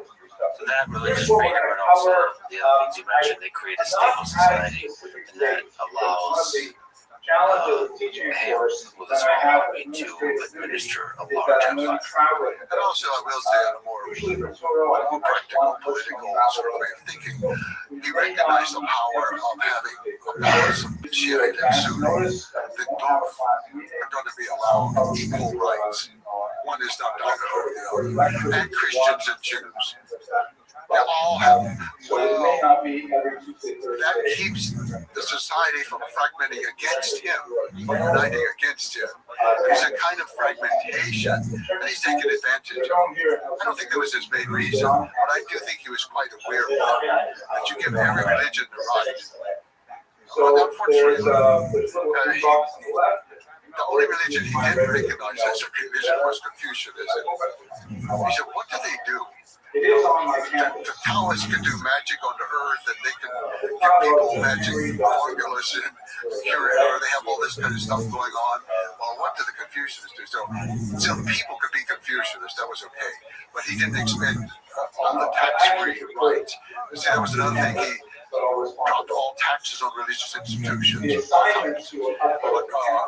Since the Confucianists were not necessarily fascinating. But then, of course, eventually there was abused so much because the religions were there. And everybody donating property, you can still use it, you can still farm your land, it's ours, and now you don't have to pay taxes on it, you just give us some money. Got abused, but it started off as a good idea. And genuinely, as I understand, maybe you can correct me, I think, of course, there's the practical aspect of those policies, but he himself was just curious about the different religions as well, as I understand. So he never chose any religion except the one from which he came. I guess, I mean, can you describe what he believed spiritually himself? It's interesting, we said after the death of Shiragun, his friends on the young, and the slaughter that followed that, he went through a new phase in which he summoned religious scholars of all sorts, famous from China who won this prize. He came with all of his magic formulas for things, and then a bunch of various Muslim leaders came. So Genghis Khan was exploring all these different religions, and not just in a simple way. He had organized public lectures from these people, and public debates, antagonistic debates, but discussions among groups of people who hated each other, would never discuss anything, and suddenly this powerful man summons him, and he has to say, okay, well, explain your religion, or explain yours. And even sometimes you can't just explain it in terms of your own scripture. What do you say to people who believe in it? No, he was exploring. No, he never changed at all. He was an animist, we would say. That's not the only term we know to use. Early in life, he worshipped that mountain where he took refuge several times. Khan Khaldun was the great refuge of his life. He would go to the top, he would pray, he would take off his hat, he would take off his belt, he would stand there before the sky and pray. So later on, this became rather dramatic. He would sometimes go away to pray, so we invade these people. So all the subjects are waiting to hear what's God going to tell Genghis Khan when he goes up the mountain. So there are episodes like that, but he was very sincere. But I think what happened, the Mongols have so many spirits in the water, the mountains, everything around them, and you have to know them personally and pray to them about what they like and don't like. And should you sing to them, or should you offer some products, or what do? You have to know them. When you get away from Mongolia, and this was a problem in China, they didn't know the spirits. This caused great consternation for the Mongols. You've got land here, and the spirits don't like us. They're hostile lands. We don't even know who they are. We don't know these spirits in China. It took a long time. And so gradually, Genghis Khan, he's kind of moved from just the spirit of the mountain that he worshipped, which remained his main work in his whole life. He removed that to the sky. That was the one universal spirit. It was everywhere in the world. The sky was the same for every people. And so for the Mongolians in their language, the word for sky, and the word for heaven, and the word for God, and the word for weather are all the same. And so, or Tinker in the case of the eternal sky, when they're talking about it in religious terms, the eternal blue sky. So he became more universalistic in this animist vision of the world. And so then the sky could embrace all religions, and all people were trying to attain the same form of enlightenment. Well, enlightenment is too specific a word, but the same form of moral life and guidance from the sky. He felt that each person knew morality. Each person could communicate no morality within themselves. They didn't have to just be taught it by somebody from a book. And in fact, as one of his grandson Mohammed said, you people talking to all the others, to the Christians, the Jews, the Muslims, the Taoists, you people have your scriptures, and you don't live by them. We have our spirits and our shamans and our drugs, and we live by them. And I think it's true. It's just, throughout this conversation, it's just blowing my mind. The kid from the Mongol steppe that lost everything, right? Just had the hardest of lives. Is now, yes, a military genius, but also this kind of sage type character to understand the value of religious freedom. I mean, there is a cynical way to see all these things, because he did hopefully a lot of things that look like he's a feminist. And you're saying, well, the cynical way to see that is when you saw the value of promoting women in positions of power because they create a more stable society. And, there's less power struggles and all that. But the reality is, there's a lot of things that look awfully progressive about the things he's implemented in each state. Trying to say it in modern terms. When you have 1 million people, you've got to use every one. And the men are fighting, and so he left women to administer a lot of things inside the country, the economy in particular, and then the ancillary Turkic kingdoms around the Mongols, such as the different Mongol. The Uyghur were administered by his daughters primarily, and then his wives were in charge of administering the land of Mongolia itself and handling the economy. So he was using the women in a very practical way, but it wasn't necessarily in our ideological way. I think it's the same with the environment. I'm not trying to say he was an environmentalist in our modern way, but he has very strict laws about the use of water.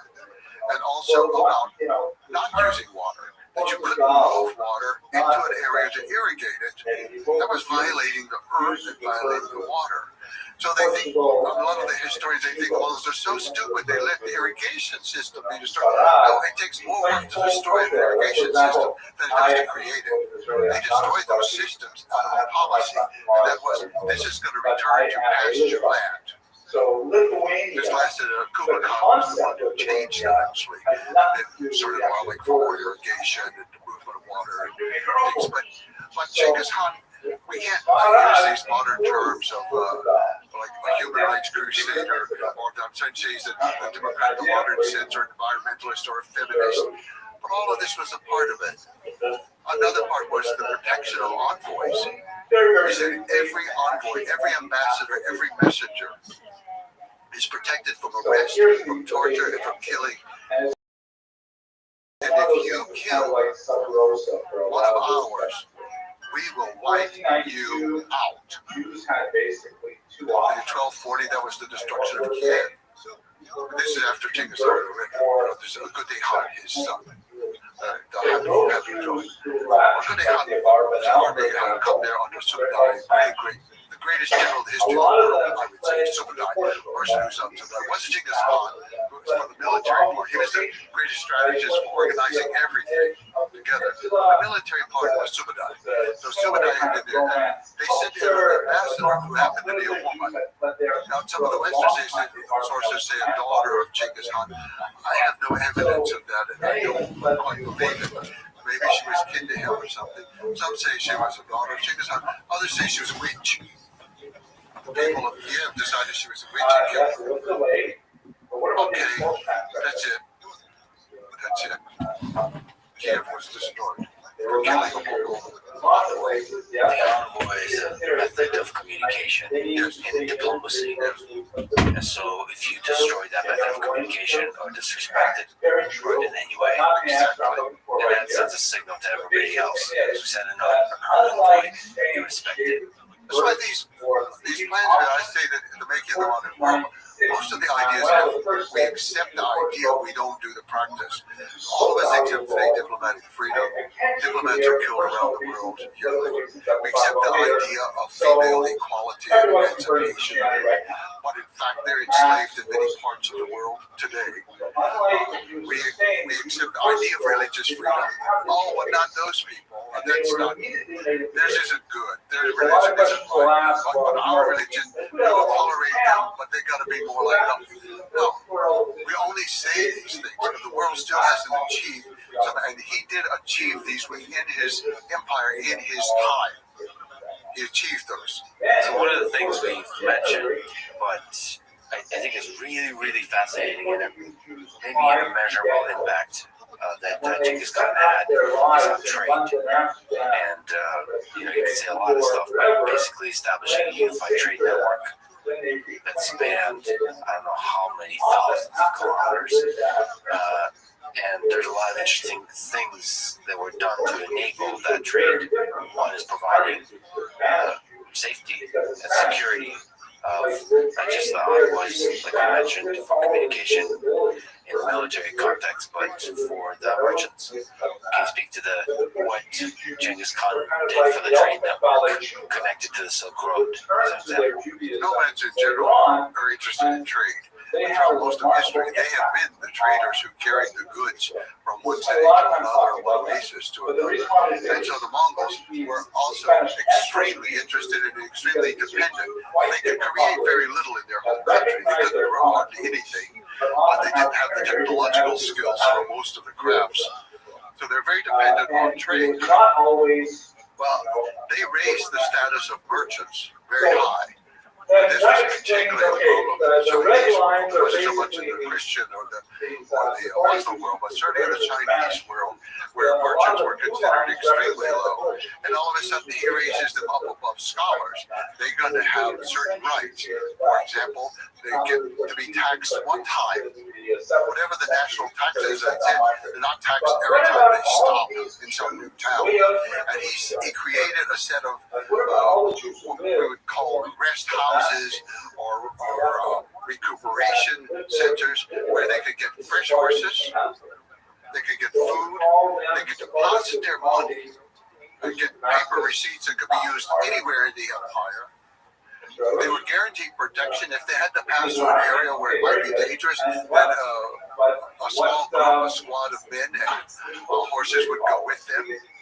So trade was extremely important. And then the Mongols, they supported trade in a very odd way. And that is, the merchants would come in and they would ask for an outrageous price for some goods. Much more than they should get. Waiting for the Mongols to bargain them down. And the Mongols would say, I'll give you much more than that. And his grandson or his son, was once asked, why do you do that? You got to stop doing that. This was a Muslim financial advisor. He called in and told him, well, you've got to stop paying more than people ask. And Okade said, where's the money going to go? It's still in my empire. It's going to come back eventually, And so they had a much different attitude with great respect. And I think a symbol of that is in the time of Kublai Khan when we see that his uncle and father went to China and came back from China. And then on the second trip, Marco Polo went with him to China and back. They were safe the whole way. Their goods were safe. They came back with a tremendous amount of wealth. They were never harassed. And the mere fact that they could cross, it took 2 years, but the mere fact that they could cross the whole continent safely and come back, it was unprecedented. We really don't have any well-documented case of anybody, say, from China visiting Europe or Europe visiting China before the Mongols. But since Genghis Khan, there's never been a year without contact between these two groups. It was permanent. Once he created it, it was permanent. I don't think it's possible to measure the positive impact of that, because it wasn't just trade of goods, it was also exchange, explicit or implicit along the way, exchange of ideas, that's exchange of technologies, exchange of like philosophical ideas, scientific ideas, technical, mathematical ideas. All of this spread throughout and constantly circulating. Can you speak to that aspect of it? Yes. It was an exchange of ideas on every level. Ideas, technology, ideologies, beliefs, scientific information, everything was being exchanged, even agricultural goods, new crops for new areas. But Genghis Khan, he had a part of his genius organization was knowing what skill people had that would contribute towards his empire. For example, the Muslims were very good with arithmetic. In fact, they conquered the little empire of Khwarezm, from which we get the word algorithm, because it was a mathematician that invented algorithms. And so Khwarezm belonged, he conquered it very quickly, very easily, no problem. It belonged to him. But the Muslims were using the zero. The Mongols were absolutely impressed with that. The Chinese less so. They're very suspicious about the zero. But the Mongols were very impressed because herders' numbers are important to them for keeping up with their animals. In fact, the Mongols have a simple system. They reduce all animals to the number of horses. You can ask somebody how many animals you can have, and they could say, oh, 100 horses. That doesn't mean they have 100 horses. It's going to be five cows count as 4 horses, 5 sheep or 5 goats count as 1 horse, 4 camels count as 5 horses. So they reduced it all down like that. The Mongols take a census of everything. That's one of the first things Genghis Khan did. And that was one of the demands he made of every place he went, is a complete census of your people. And every house had to post outside how many people, how many animals, what did they do, their occupations, all this information. So they needed good mathematics for this. The Muslims provided. So they took the Muslims to China, these Middle Eastern scholars and all. Unfortunately, they were rather ruthless sometimes when it came to implementing the tax policies, but they became the financial advisors to him. Other groups of people had other roles like that, and he was moving them around constantly. And so you had a combination. As I said, he himself had that genius for combining new bits of technology, but it created a new kind of cultural spirit in which other people were also combining technology at other levels and being encouraged. It was no longer heresy or the devil's work to bring in this thing. So we had the spread of printing, for example. We had the partial spread of something such as print money, for example. We had almanacs being created now through printing that combined different calendars and different information that was coming along. But one simple but legal form of technology was that, for example, Chinese had gunpowder. Mostly it was used for fireworks, religious things. And then sometimes in warfare was used for kind of primitive hand grenade or primitive bomb that could be thrown with a trebuchet. This is in the time of Kublai Khan or the grandson. But so they had that. The Middle Eastern, the Muslims, they had, and the Byzantines especially, they had naphtha, what we call Greek fire, flamethrowers that could set things on fire. The Europeans did not excel very much in technology. They were behind in almost everything, but they could cast bells for churches. Okay, let's take that bell and we're going to turn it on its side, and we're going to use the principles of the flamethrower, and we're going to use the gunpowder from China, and you've got a cannon. So the Mongols, even early on, by the time they got to the siege of Baghdad, not, I think, in the lifetime of Genghis Khan, but soon thereafter, his sons and grandsons, they were using some very primitive forms of cannon and even some like firing rods. We can't even call it anything like a rifle, but it can fire a very small ballistic device. So this combination of metallurgy, gunpowder, flamethrowers, you put it all together and you come up with something incredibly different. So if we jump around a little bit, sort of on the topic of the cannon, what are some technological developments that Genghis Khan and his son Kublai Khan were using. So how much gunpowder were they using? In general, what was their approach to the siege warfare, for example? What are some different ideas there? If we switch to the grandson Kublai Khan, first of all, he changed a lot of the strategies. They were no longer working. The Mongol system worked perfectly on the grassland. Well, by the time you get to Hungary, the grassland starts to give out. By the time you get to Poland, to get so many farms, it's hard for horses to get to the farms, and they don't want to go on the roads. By the time you get to the Indus River, it's too hot, too humid, the horses are exhausted, it's not working. So to conquer South China, Kublai Khan had to come up with new things. One thing, the South Chinese had built a great wall. It was called the Great Wall of the Sea. This is before the wall that we know as a Great Wall, which is really the Ming Wall. But the Great Wall of the Sea, and they used it as a defensive navy. They're the largest navy in the world. It was defensive, and it was literally defensive. And then when it came time for warfare, they would chain the ships together across the mouth of a harbor to protect the city. And so, so actually, if we rewind, Kublai Khan, who was he, and what was the state of China at that time? That kind of sets up this idea of ships and siege warfare.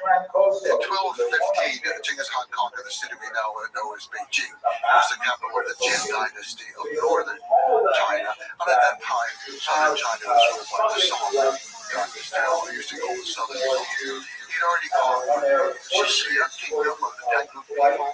And so most of northern China was under the control of the Mongols from about 1215. His descendants conquered Middle, and Kublai Khan was the one to take on the south.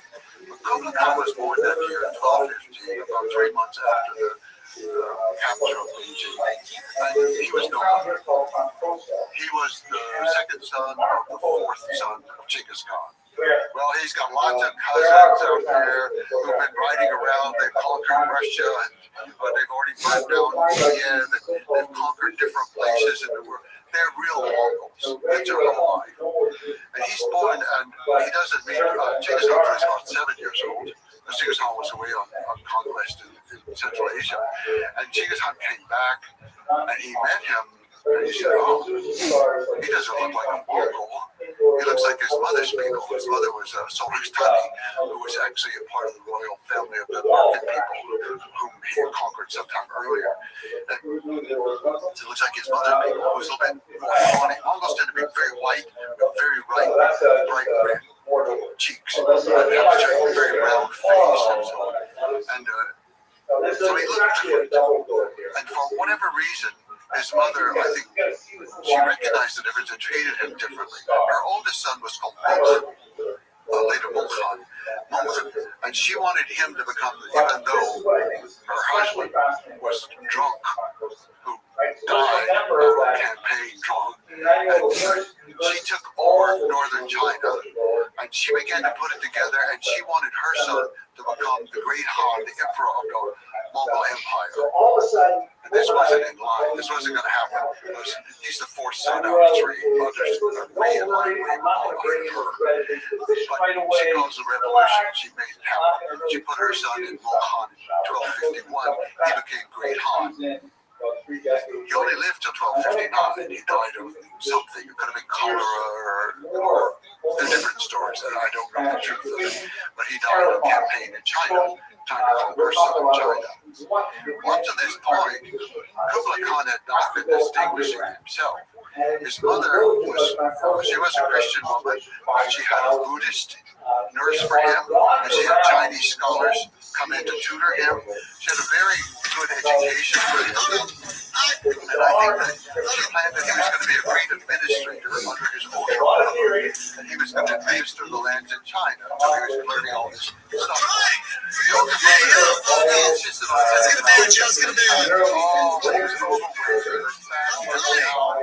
There's always something. And the brother was assigning people, who was the Subadai, the great general. He assigned him to teach him warfare.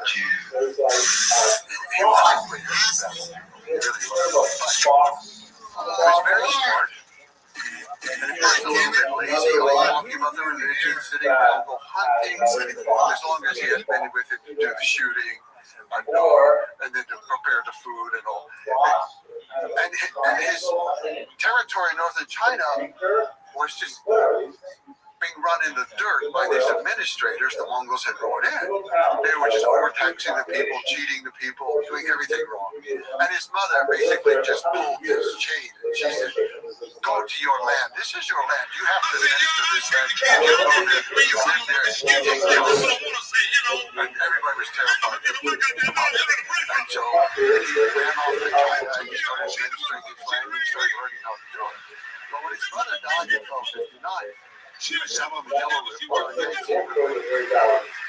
campaign that he was sent by his mother, he said, no success at all. And he thought, okay, the mother's dead, I should finish the campaign. Meanwhile, his youngest brother, Alec was another he was rather hot-headed, he was back in Mongolia, and his tolerance for religion, he was at the debate one time between the Taoists and the Buddhists, because the Mongols thought the Taoists were overtaxing everybody, the Buddhists, and so he had to oversee it. He got mad and he picked up a statue of the Buddha and beat the Taoists that represented to death. So he just wasn't good for moderating debates. So he was going to be the new great Khan. So he was declared the great Khan in Mongolia. But this was a turning line for Kublai Khan, who never achieved much of anything other than talking. So his wife Chabi sent him some coded messages, basically telling him, forget about southern China. It's going to always be there. You can conquer that some other time. Right now, your brother is taking over the empire. You should be the new emperor. You are the next son after Khan. And somehow she invigorated him. And he came back, and even though he didn't have all the military strategy, he had northern China. The resources were immense. He could cut off Mongolia. Mongolia was very dependent on northern China for food. All the Mongols supported Ali. All the ones in Central Asia, all of them were supporting Ali. And so he went to get food from them, and then they didn't want to give up their food. Yeah, we want to support you for Great Han, but we're not giving up our food. So he was basically kind of starved into submission in 1262, and then he was taken prisoner into China, and then he mysteriously passed away in 1264. A legal case was being brought against him for trial, but he never made it to trial. He was gone. So Kublai Khan not really distinguished himself very much. But he didn't have the genius of his grandfather, I won't say that, but he was smart and clever. He understood more about China than most Mongols did, and he understood more about Mongols than most Chinese did. So the great thing left that Genghis Khan said on his deathbed, finish conquering China. That was the great objective. So Kublai was going to fulfill this. They didn't know how. A great wall of ships was protecting the southern zone. This huge Yangtze River was so bad. Why? The ocean on the side. All of these things were protecting them. So he had one of his very smart generals named Aju, who was a real Mongol, but he was also able to think innovatively. He was the grandson of Subadai, and he went with his father Urihan on the conquest of the Red River of northern Vietnam. It's a Dayan people. They went down the river. They were trying to surround the Chinese territory. They were going to hit them from the north, from the west, and from the south. So they went down the Red River and to conquer the Dayan. The Dayan moved their army up on the other side by boat, and then they had a whole corps of elephants. So they had the Mongols on one side of the river, and the Dayan forces on the other side. Oriangadayo was a smart man, not a genius, but smart. He already knew from campaigns in Burma that the only way to rout the elephants was with flaming arrows to the feet. That was it. But he recognized that they came up on boats. Mongols didn't like boats. They crossed the river on a goat skin. They wanted to do something organic. A boat was like a cart. A cart belonged to a woman. It was a floating cart. I am not going home on a floating cart. I'm going to ride a goat skin across the river. So he's assigned one detachment. You have to burn the boats so the Daviet cannot escape when we around the elephants. Well, the battle got started. The elephants are running wild. All kinds of chaos is going on. The group that said to burn the boats, they're Mongols. They want to go to war. Why burn a bunch of women's carts? It's just not, floating. So they go and join the battle. They leave the boats. Well, the Mongols won the battle, but the Daviet forces got on the boats and sailed back to And then they evacuated the city, took all the food, everything out of the city, and they disappeared into the delta. The Mongols arrived, they conquered, quote-unquote, Hanoi, the capital city, and they had nothing. They won every battle, they lost the war. They retreated. Aju was the son of Haggai, and he saw all this happen, and he recognized the importance of water and boats, and so he knew. And he spent his time studying the Yangtze River and every little river around it, and the cities. The crucial thing he saw was the cities were heavily fortified on the land side. Because invasion comes from the land, and they expect this little line of boats to protect them from the water, and so the city walls are weak, the defenses are weak on that side. That's where we have to attack. So they set off to the Ilkhanate, to Persia, where Genghis Khan, his uncle, was now dead, and his cousins were ruling there, or his nephews, cousins, nephews. So they sent over engineers to build a special kind of trebuchet, catapult. And they had to play around with it to adapt it for a boat, because they were usually made for stable ground, but they adapted it for the boat and for throwing heavy things, and also for some incendiary bombs. And they developed it, and they attacked the first city. It fell. They attacked the next. It fell. They had something that was working. They worked their way down the Yangtze River, destroying city after city with this navy, and then the army would move in after the navy had broken down. So this is a catapult on a ship. Catapult on a ship, but it's we call it trebuchet for this type of catapult. So this is an engineering solution for people who are deeply uncomfortable with boats. Yes. And they've accepted it. Yes. Now it's a great weapon. It's like it's no longer a woman's card. It's a bow and arrow. It is a giant bow and arrow. Yes, fascinating. So that they hit them hard on the walls on the weak side, yes. Where there's no army protection. Yes. And they conquer their way down to Hangzhou, the capital of the Southern Song. They've been in power for a long time, since 970, or now we're already into the 1270s. That's a long time. They're dissipated, they've had they've had imbeciles ruling, all kinds of things going on. And at this point, we have a child in command. But Kublai makes a very strange move. He says, okay, let's invade Japan now. We're fighting against the Song Dynasty. And most people ascribe it to all kinds of things, but I think there was a great logic to it. One was he had abolished his grandfather's policy of defeat and destroy until there are no more.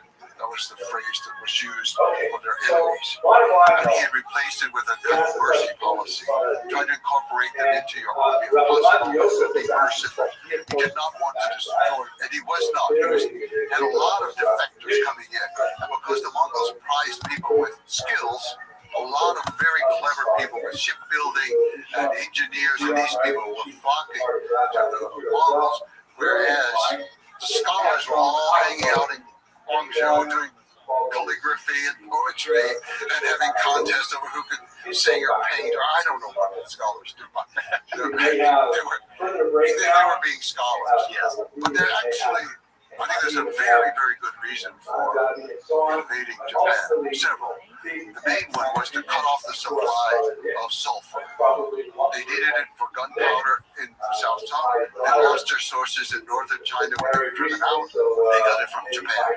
It was a great source. But I think there were other reasons. if they can trade, they can also perhaps flee to Japan. But they didn't want that to happen. And then there's this idea of, like, kill the chicken to scare the monkey. It's like, okay, we'll go do this, and then maybe they'll just surrender down there if they see us conquer Japan. Well, it was a total failure. You've got a bunch of ships that are mainly right on the river and right along the coast, and you're crossing some treacherous water there. And the Mongols basically just did not know what they were doing. Okay, you can arrive with a trebuchet and you can throw grenades at the beach. It's not really going to do a lot of damage. It might scare a few horses, but you're not destroying cities. And the Japanese cities weren't in. They weren't there on the beach waiting for Mongols to come invade. So he failed with that invasion. We should say that this is the time of the samurai, right? In Japan.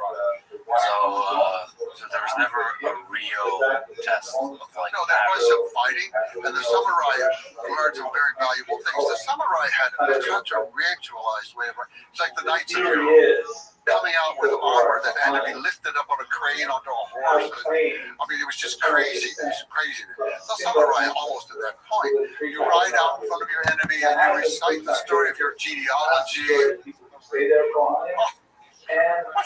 Mongols, they have no use for that. They're there to fight, they're there to win. But on the other hand, this was unknown territory for them. And the weather did turn against them, but I don't want to give too much credit to the weather. I really think that the Japanese defeated them. The Mongols weren't well prepared. Their ships were not very good. They were defeated in the first invasion. Did they get off the ships onto the beach? I think they had some skirmishes or small battles on land. Yes, they did. But they didn't successfully complete them. No. So they could do their usual Mongol thing. You're right. Well, see, they don't have enough horses for one thing. There were many tactical things that they had done incorrectly. It's the first time anybody had ever tried to have such a massive invasion. So they're just learning the basics of what it means to have a navy. So he has failed to conquer, and he's thinking like a Mongol that you rule those waters and lands, but he ruled the ocean. He stopped the trade. He stopped the supply. He cut off the possibility of the Song Dynasty fleeing to Japan. He won in a certain way. He lost, but he had won his objective of cutting off southern China. Also, it gave him maybe some experience with the ocean, and now they were ready to move out into the ocean around southern China. They were closing in then. Aji was in command, but actually the head command was a man named Bayan, who was a Mongol who had been raised for Central Asia. He was perhaps more close to the Fergana Valley in that area. We're not exactly sure where he was born, but he grew up over there. And then he eventually was living in what's now Iran. But he came and he took over command of the army. He was very cosmopolitan, sophisticated, intelligent. Aju should have been in command, but Bayan recognized that. He and Aju worked together very well. Aju knew how to fight the war. Bayan was able to negotiate things back with the capital city. So Bayan is in command. And so the generals are deserting the South Zone right and left. The artisans are all coming up to join the Mongols get paid. The generals are loading up the boats with all the jewels, and they grab a couple of brothers to the little 5-year-old emperor, and they put them on a boat, and they're fleeing. They even desert their own families. The generals were corrupt cowards who fled. The person left in charge was the Dowager Empress, an old lady. She had no children. Xie was her name. The Dowager Empress Xie. They said she was missing an eye. She was ugly. They called her Ugly Xie. That's what they called her at that time. She was in charge. And she offered the Mongols everything. I'll give you everything. Please let the emperor stay. Okay, even if you demote him to just being a king, please let him stay. Bayan said no. Total surrender. Total surrender. So she decided to surrender. Our She said, goal yes, we will today surrender the is capital. to map So Payan came in with a small group of soldiers. They looked around, of the and she invited entire him to come to the palace course to surrender. chronologically He said, no, because it's complex, right? I We're didn't looking win this at war in the palace. almost My 2,000 soldiers won years this of war in the history field. with tremendous You have to come with the changes emperor over those in front years, of my and really runs soldiers a deeply to effective surrender. Sephardic Jews. But he did not So harm her. He today we're respected going to go her, fairly and there was quickly. no This looting takes of the about an city. hour. I'll give you the broad sweep. Later, And they then take starting everything in a on very Tuesday, systematic we go way. right back to the Take beginning. their and really archives go and all this much kind of stuff deeper away. into But there's no the, wholesale looting or killing of people. Any Nothing like that. lingering questions left over So, from last They've taken the class? capital. Clear, And yes. she comes out, she surrenders, she bows on the ground towards Beijing, and then she takes the child emperor, and they Well, slowly I make start their on way. time. So if She you was a guys little are bit late, sick and took her I a mean, longer it's out time here. to Beijing, and they surrender again in a public ceremony, bowing to the. Yeah, He gives each of them a palace. He gives them a new No, I like to start on time. title. If you wait till He people predicts show trying up, to show you're the just world this is the rewarding new people phase who are of coming models. late. We don't kill off Start the on old time, people and maybe anymore. we'll We're end really, early we're and going finish to the give them a palace, treat them what I nicely. want you to walk away with at the end of this But hour the Navy that had is fled good did sense not defend the city. four major Those periods. cowardly That's generals. four bubbles here. They made the new The first little period boy, is 7-year-old ancient brother, period. half The brother, term ancient to the Emperor Rome typically was his does name. not go up They made him to the emperor. 7-11. It's a technical term, ancient, Well, sometimes referred to as they're just floating antiquity. around in the ocean, So losing antiquity generally all ends support. around the year 200. City There's after different city. ways in which you can measure it. Muslims Christian who were controlling the historians trade tend to look to the and fall of controlling many of Rome, the ships which would be of like that area. They were Chinese Muslims, 400s. but That's they were still at the very Muslims. ends of antiquity. They Of switched course, sides to the Mongols. it There's a starts religious all the way freedom back thing, once and you have because they the were written merchants history. and their status Before was written raised. history, like So Stone the Age, stuff like that, that's called Muslims were free switching history. over. We don't have any The free fleet was history kind as of a far as fleet Jews lost that we without know a of. country out Definitely there. had They had some ancient loyal history, supporters, some and places. that's where we're going to start. I'm going to go a little bit into They the dropped the emperor in the ocean. because we're going to take stuff to 7. How do you drop the emperor in the ocean? They accidentally spilled him in the ocean, and then they fished him out, but he died. So, fortunately, they had one more 7-year-old half brother. So on Lantau Island, exactly where the Hong Kong airport is today, the new, well, it's not so new airport. I still think it was the new airport on Lantau Island. And so they went there, they had a big coronation ceremony and all, but the people there were not supportive enough. So it wasn't Hong Kong there anyway. Sorry? The delta of the Pearl River. There is no So connection. they sailed on farther south to another island. But I have no idea They why. took it over, and of course, the They first call thing it they did was, 7-11. well, we I have to highly build a doubt palace. because of the Muslim conquest of Spain, but The Mongols are chasing you, you're going to stop it, build a palace. So these are like the remains of the Chinese The generals and the general army, and those are real competence issues.